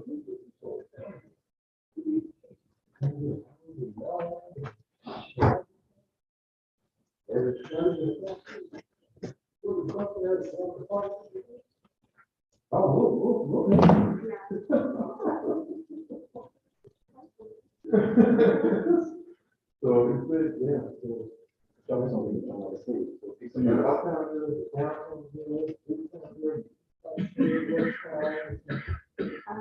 I grew up on my time on the west side.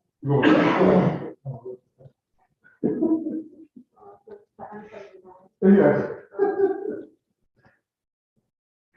I went to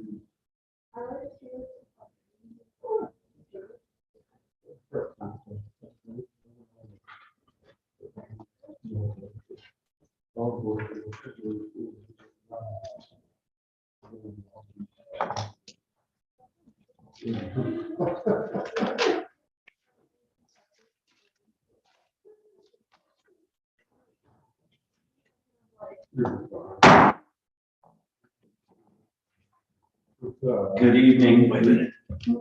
We are going to resume as soon as we start the recording. Restart. Yes. Thank you, Mr. Hayden. All right, so we shall resume and finish out our agenda. Last time on the agenda is a workshop, which has to do with how the city is reporting on outcomes of the programs that are funded by ARPA dollars. And to lead us in this discussion is Mr. Gormley, our acting comptroller.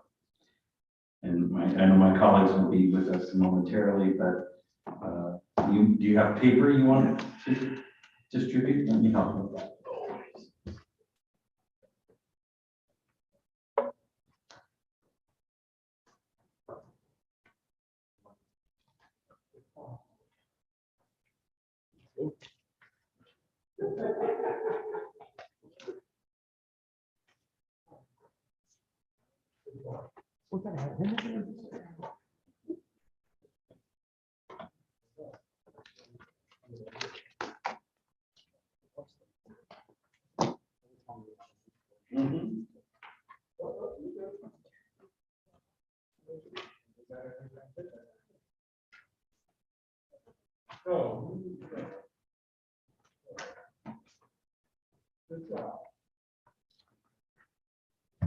Okay, Mr. Gormley, I believe we have the information that you wanted us to look at. If you could just, for the record, give us your name and address and we'll get started.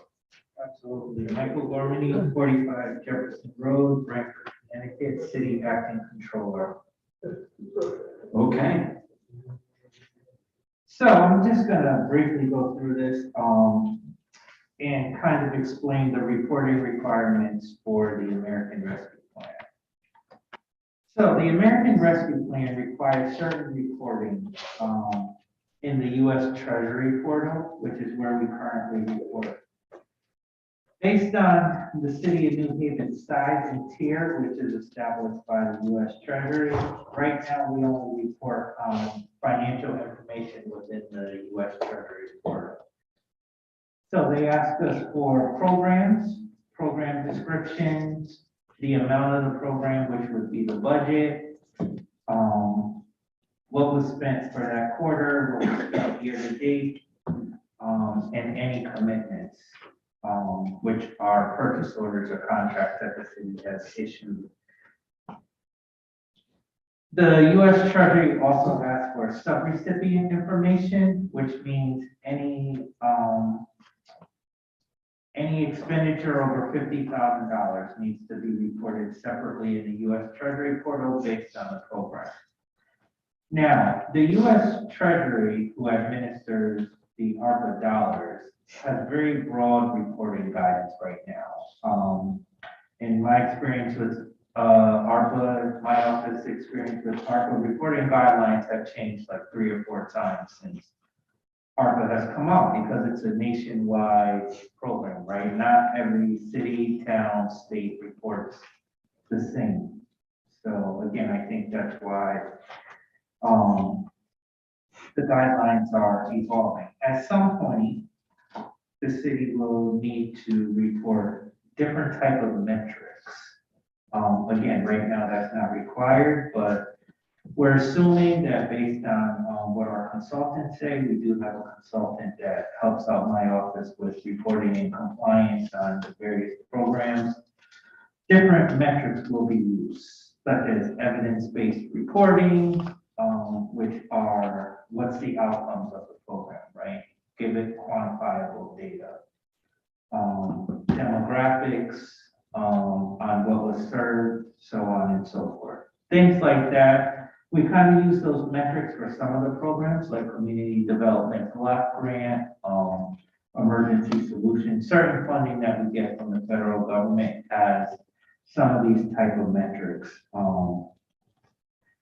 that we are assuming will be part of the American Rescue Plan Act. Again, we think because of the amount and being nationwide, there are going to be some additional metrics that they're asking for.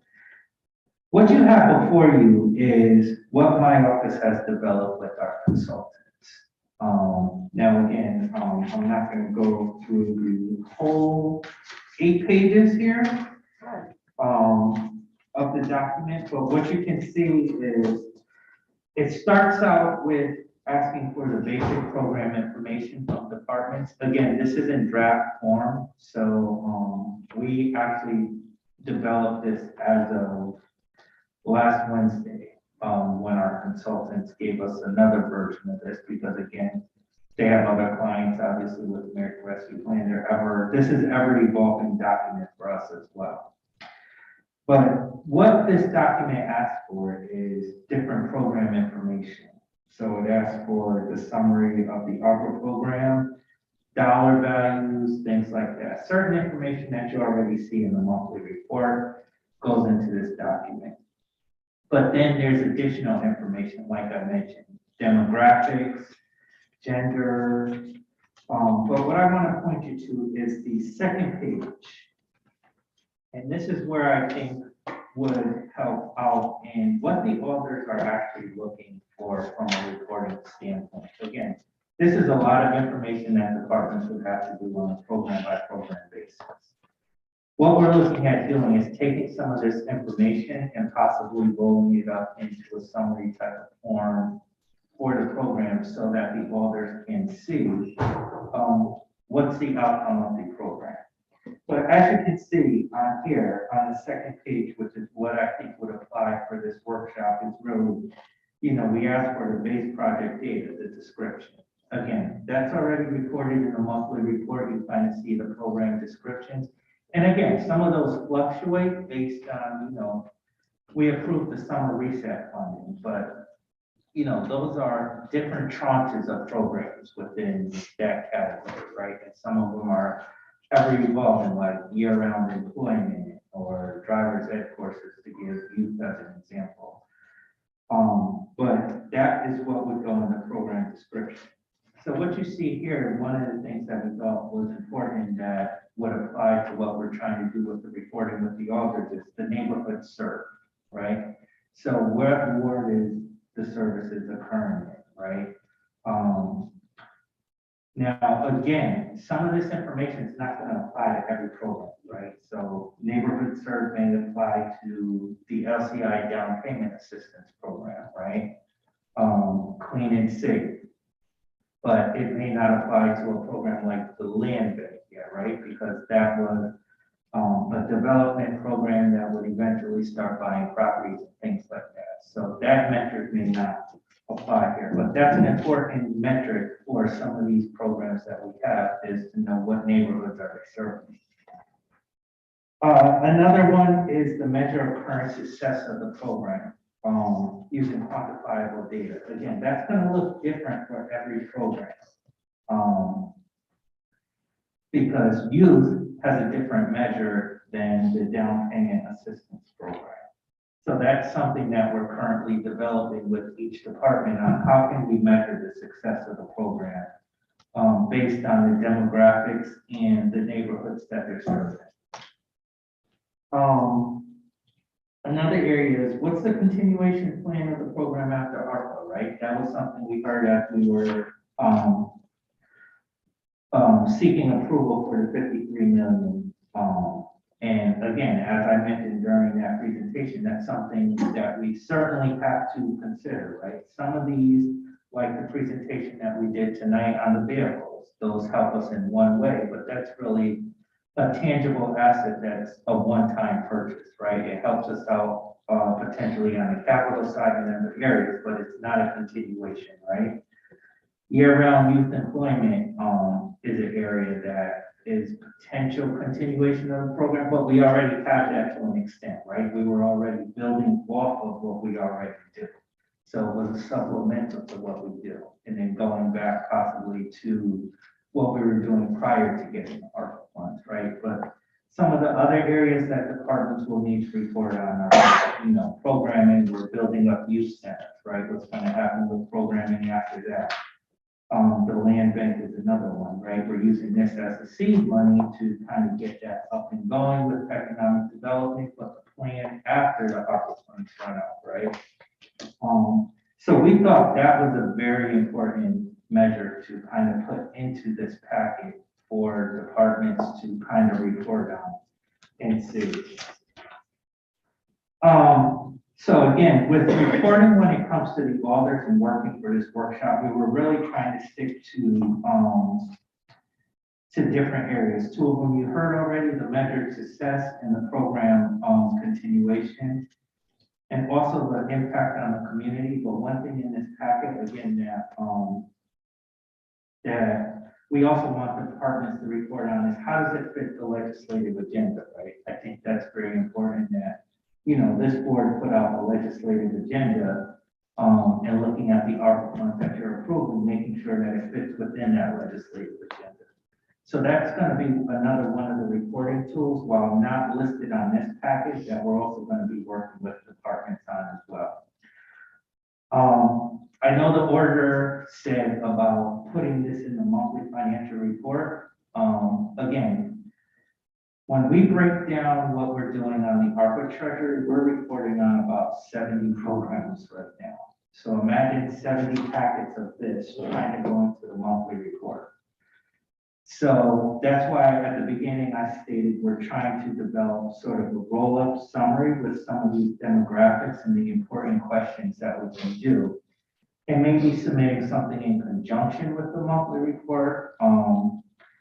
We report to Treasury on a quarterly basis. So that's when a lot of this data is available. So I know this is a workshop of maybe working with the board and seeing what we can develop as a report on maybe a quarterly basis, since that's when information is being developed as opposed to the monthly. The monthly is really a financial document, and we do, again, publish, I believe it's about 5 pages or 6 pages now when you roll it up into the monthly, just the financials and the programs.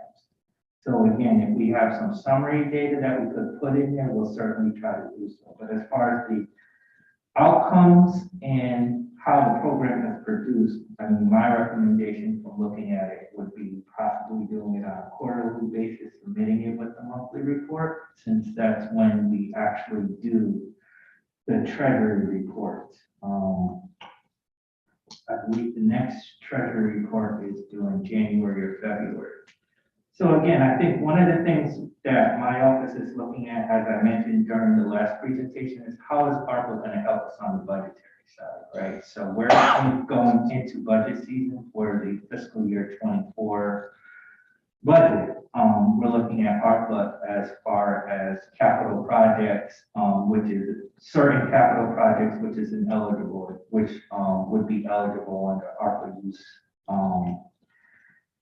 Looking at the general fund primarily on the public safety side, which is where ARPA is available. We're also looking at the open balances, right? I think that gives us a chance to look at the open balances. My office does meet with the different departments to try to get a timeline of spending, like making sure you're going to spend all this funding.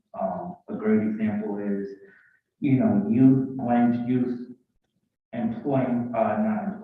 drivers program lapsed about $10,000. It was still within that summer reset money, so we were able to use it more towards the youth employment, right? That leftover balance. looking at just different balances that we may be able to reallocate. So I'm saying that to say that, from a reporting standpoint, I think we can certainly look at reporting possibly an overall larger picture on the ARPA funds during the budget process, because they will coincide with each other. And I think we can get a lot of this data, done, so that way we can give a sort of full narrative of the programs that we've done, the demographics that they serve, the wards, figuring out the measure of the success of the program. I think even our consultants, based on what we have and what's been approved, is probably a little bit of a tougher challenge. Again, trying to get quantifiable data on certain programs is much harder than it sounds. So that's what we're working on.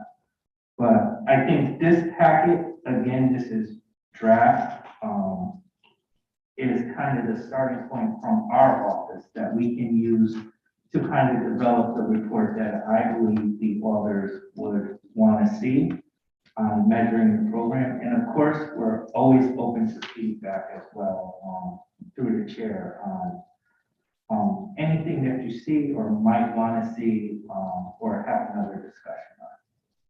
So I think, Chair, that is kind of my presentation on the report. Thank you, Mr. Gormley. This is a workshop, so I would welcome questions or comments.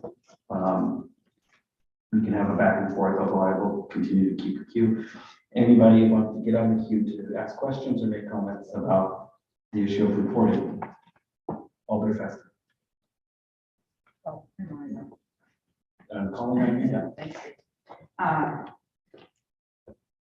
I guess, I mean, the most important things that I would like to see is what amount was allocated. So you have your base project, right? What was allocated for that item? I know you said there were approximately 70 items listed. I mean, we list every department, so maybe if we listed every project with some kind of specific name. The amount that was allocated, the ARPA funds that were allocated, what has been spent, what's left, and do we really need to know? I mean, the success of it can be discussed, but I think for budgetary, we want numbers. We want to see, you know, I don't know if the demographic, if the neighborhood is necessary in the budget, because that could be discussed as well. Yeah, so I think what you're talking about is, I think what the report is going to look like is a hybrid of what you see in the monthly. So when you look at the monthly financial report, you see the top layer is what you've seen in the presentation, right? You have each of those 8 programs. You have the dollar amount, what you were talking about, the budget allocation, what was spent, open PO balance, right? But as you scroll down, that's where we list each individual project, which has that same information. So I think it's mirroring what we do in the monthly report with this information here, because I think this information, like I said, Treasury is going to ask for this at some point. They're really trying to get ahead of the curve here. But I think mirroring what you see in the monthly, where we do list those individual projects, what their allocation was, what they spent, what the balance is, along with this information, I think would be a helpful report.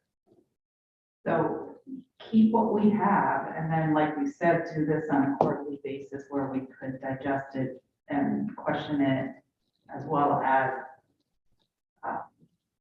see what direction we need to take to either improve a project, or, I mean, is there a possibility of eliminating a project if it's not successful? What are our boundaries, I guess? I mean, how far can we take it if we see something that looks like it's not moving in the direction that we thought it would? I mean, there's 70 items. If there's 70 items, that's a lot of items, and not all of them are going to be successful. So do we have the option to either readdress those to make them successful, or eliminate them completely and allocate the funds to something else that looks like is moving forward in a successful direction that could use additional funding? I mean, I think that would certainly be open to discussion when we do that report. I think that's kind of one of the things that we're also looking at during the budgetary process as well. Again, my office just concluded, it's hard with all our schedules, but like I said, what we do is, for example, we met with One Bush last week, right? To kind of get a timeline, balances, what are you doing with these programs, what are you not doing with these programs? Because at the end of the day, we want two things, right? We want to make sure that these programs benefited the city as a whole and we're successful, and to make sure we're not returning the funds, right? So we get the maximum benefit. Because again, they have to be obligated by December 31st of 2024. So it's a combination of both. And I think that's where, making sure we're up to date on the monthly report and making sure you can see those balances so that this board can ask the questions and we can have a discussion, right? I mean, some of these projects are gonna lapse balances, right? For, let's say, the next 6 months or so, because that may be how long it takes to get up, right? And I think that's what we try to establish is that timeline, because you're gonna see a balance open for 6 months, but we've met with, let's say, LCI, we know what the timeline is. But again, I think that's where the report's gonna be useful, so you can ask those questions. I mean, from the programmatic side, I don't know everything every department's doing, so I think those are gonna be important questions, which is why I think that second page is where a lot of those questions will be answered, right? And I think producing that on a quarterly basis will kind of help this board. I'll just note for the record that we've already reallocated some funds. We put a lot of money into fiscal impact, and didn't need all of that money, so we reallocated funds. And so I think we have the authority as the board of alders to reallocate funds, but, we would do it responsibly. We don't want to rip the rug out from somebody when something hasn't even started yet, but it would be a discussion between the administration and the board, and if we decided some smaller tweaks could be done within an area, but if we wanted to totally reallocate some funds, I think that's within our authority to do it, as long as we do it keeping the time frame. But, and that's what I want to make sure that if we have obligated funds to a certain item, that we can reallocate either unused funds or have the ability to even eliminate a certain program if it's not working.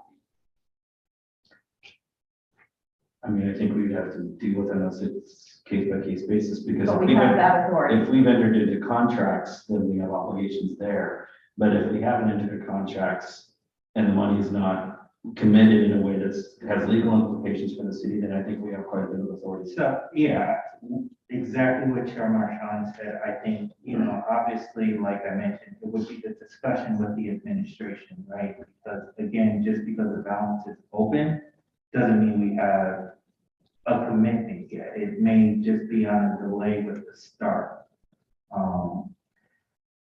And I think it's important because if we're in the middle of the program and, the board thinks that it's not a success or, the metrics or whatever it is, I think it's important that we discuss it because, those contractual obligations is what we would have to abide by, right? So if there's a balance of 100,000, we may have contractual obligations to that 100,000 and just not be able to eliminate the program. But I get your message on measuring it and seeing if there's a better program, could we reallocate the money? And perhaps that conversation is a year away since Right. a lot of these programs are new, but in the quarterly, we should probably have a sense of what direction they're taking is all. I mean, I don't expect this board to eliminate funding after quarter one or quarter two.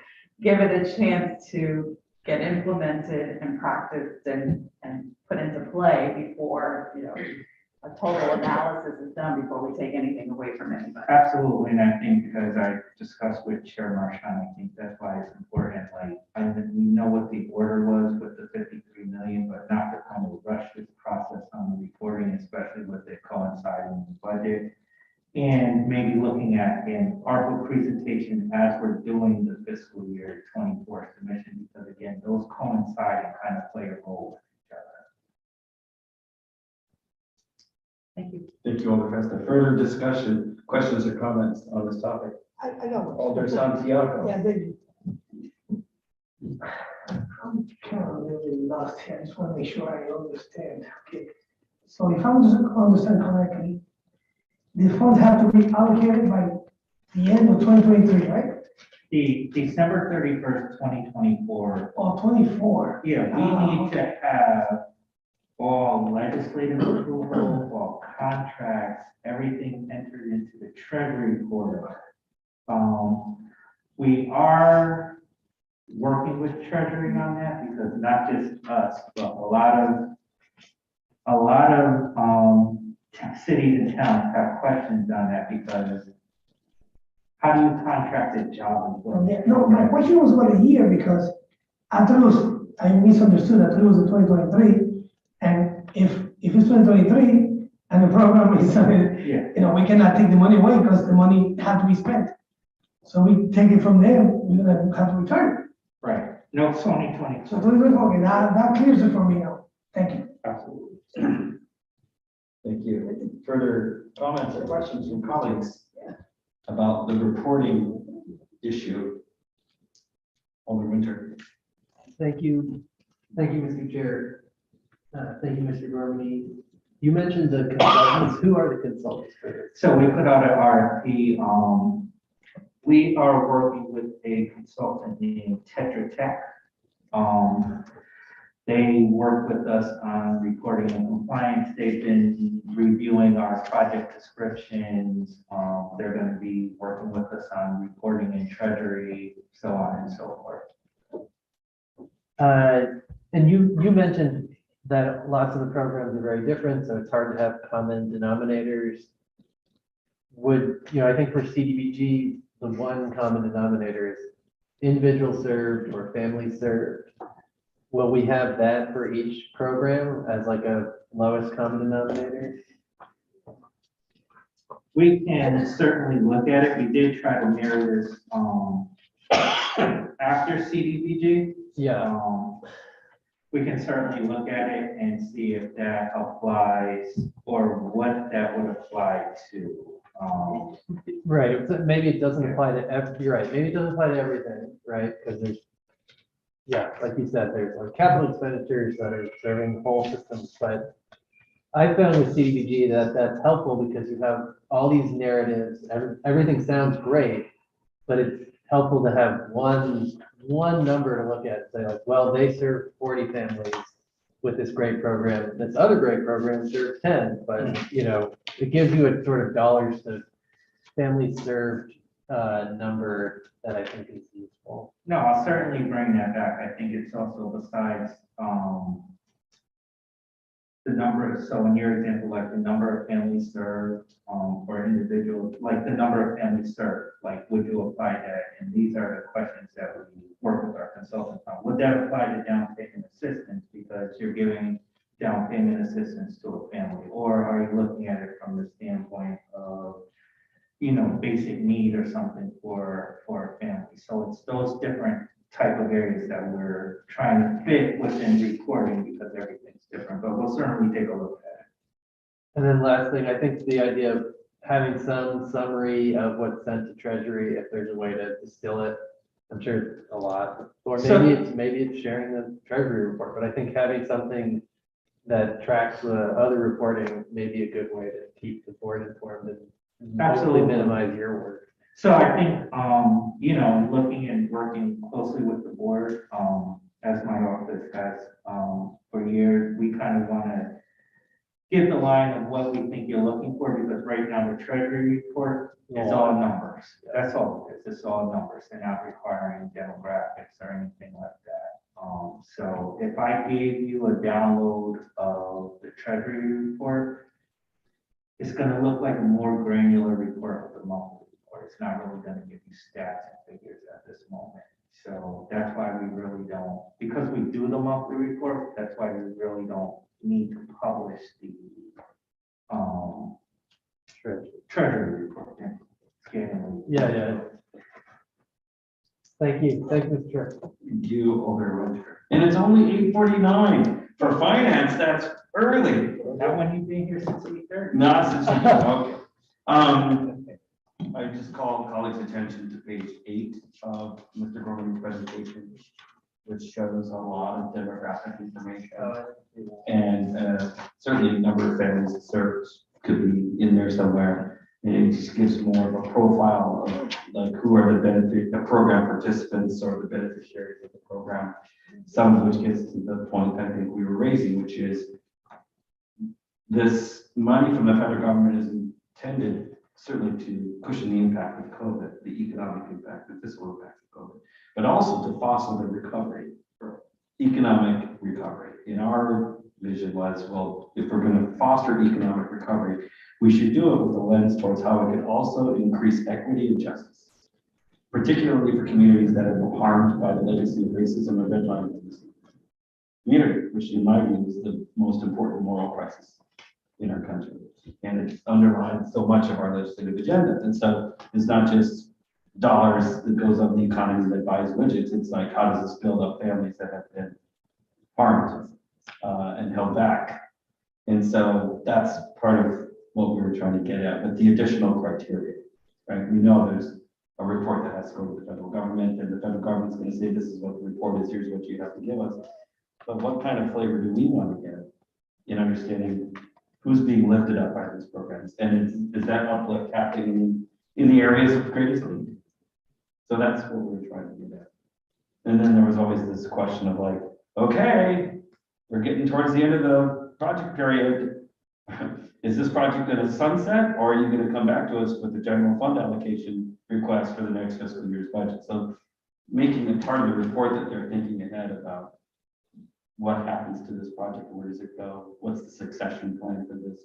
What future budgetary impacts will that have? That's a just important thing.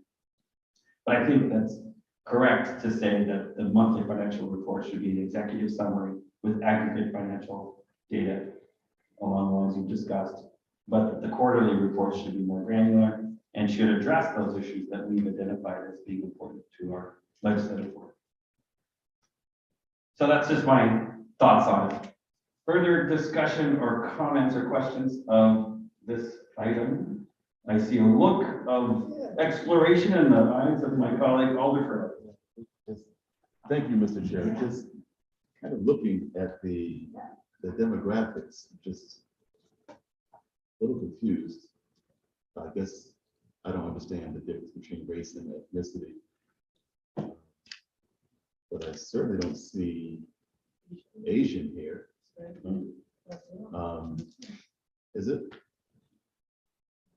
Maybe missing Asian. Yeah, I don't see that here. And so ethnicity is Hispanic or non-Hispanic. So this comes from, is this like from where does this come from? How do you get these demographics? So what we would do is, again, this is a draft that was just developed. We would work with the departments who would then work with on the programmatic side to get these demographics for us, right? We don't have these offhand. I mean, some of them we do, but for example, if arts and culture, for example, put out an RFP for, a service that they were providing under ARP, we would rely on arts and culture to get that information. So this packet would be, once we work out a lot of the kinks on this packet, we would send these to the departments and they would report and send them back to us, back to my office, to look it over. And then we would develop the report based on their input. But Mr. Gorman, I think the question from my colleague in the 27th Ward is, are these identity categories taken from a federal template, or where did they come? Not really. The template, yeah. So a lot of the template was developed based on CDBG and other federal templates that we worked on in the office over the years. So we tried to kind of mismatch certain things that we have, that we've seen, and trying to develop something that we think based on the reporting compliance guide that we got from ARPA and put it into like this document here. Okay. I would just read the list, but I won't tonight. Some of this was a little offensive, how it's listed out, but anyway, thank you for your answer. Thank you, Mr. Chair. Thank you, Alder Furlong, and thank you for bringing that up. I think it's always good to keep the tires on these and make sure that they're in compliance with recognized standards. Further questions, comments from colleagues about the issue of reporting? Seeing none, I will thank you, Mr. Gormley, for your work on this. I recognize that it was this board that gave you this task because it was part of the resolution in authorizing the $53 million allocation. But I think your idea of an executive summary and a monthly report with more detailed discussions on a quarterly basis, starting with our budget process in March, I think that makes a lot of sense. All right, thank you. Thank you, Mr. Thank Gormley. you. I move that we adjourn. Second. Any discussion of the motion that has been seconded? Alder Santiago supports the motion. Any further discussion? Hearing none, all in favor say aye. Aye. All opposed say nay. The motion carries. We are adjourned.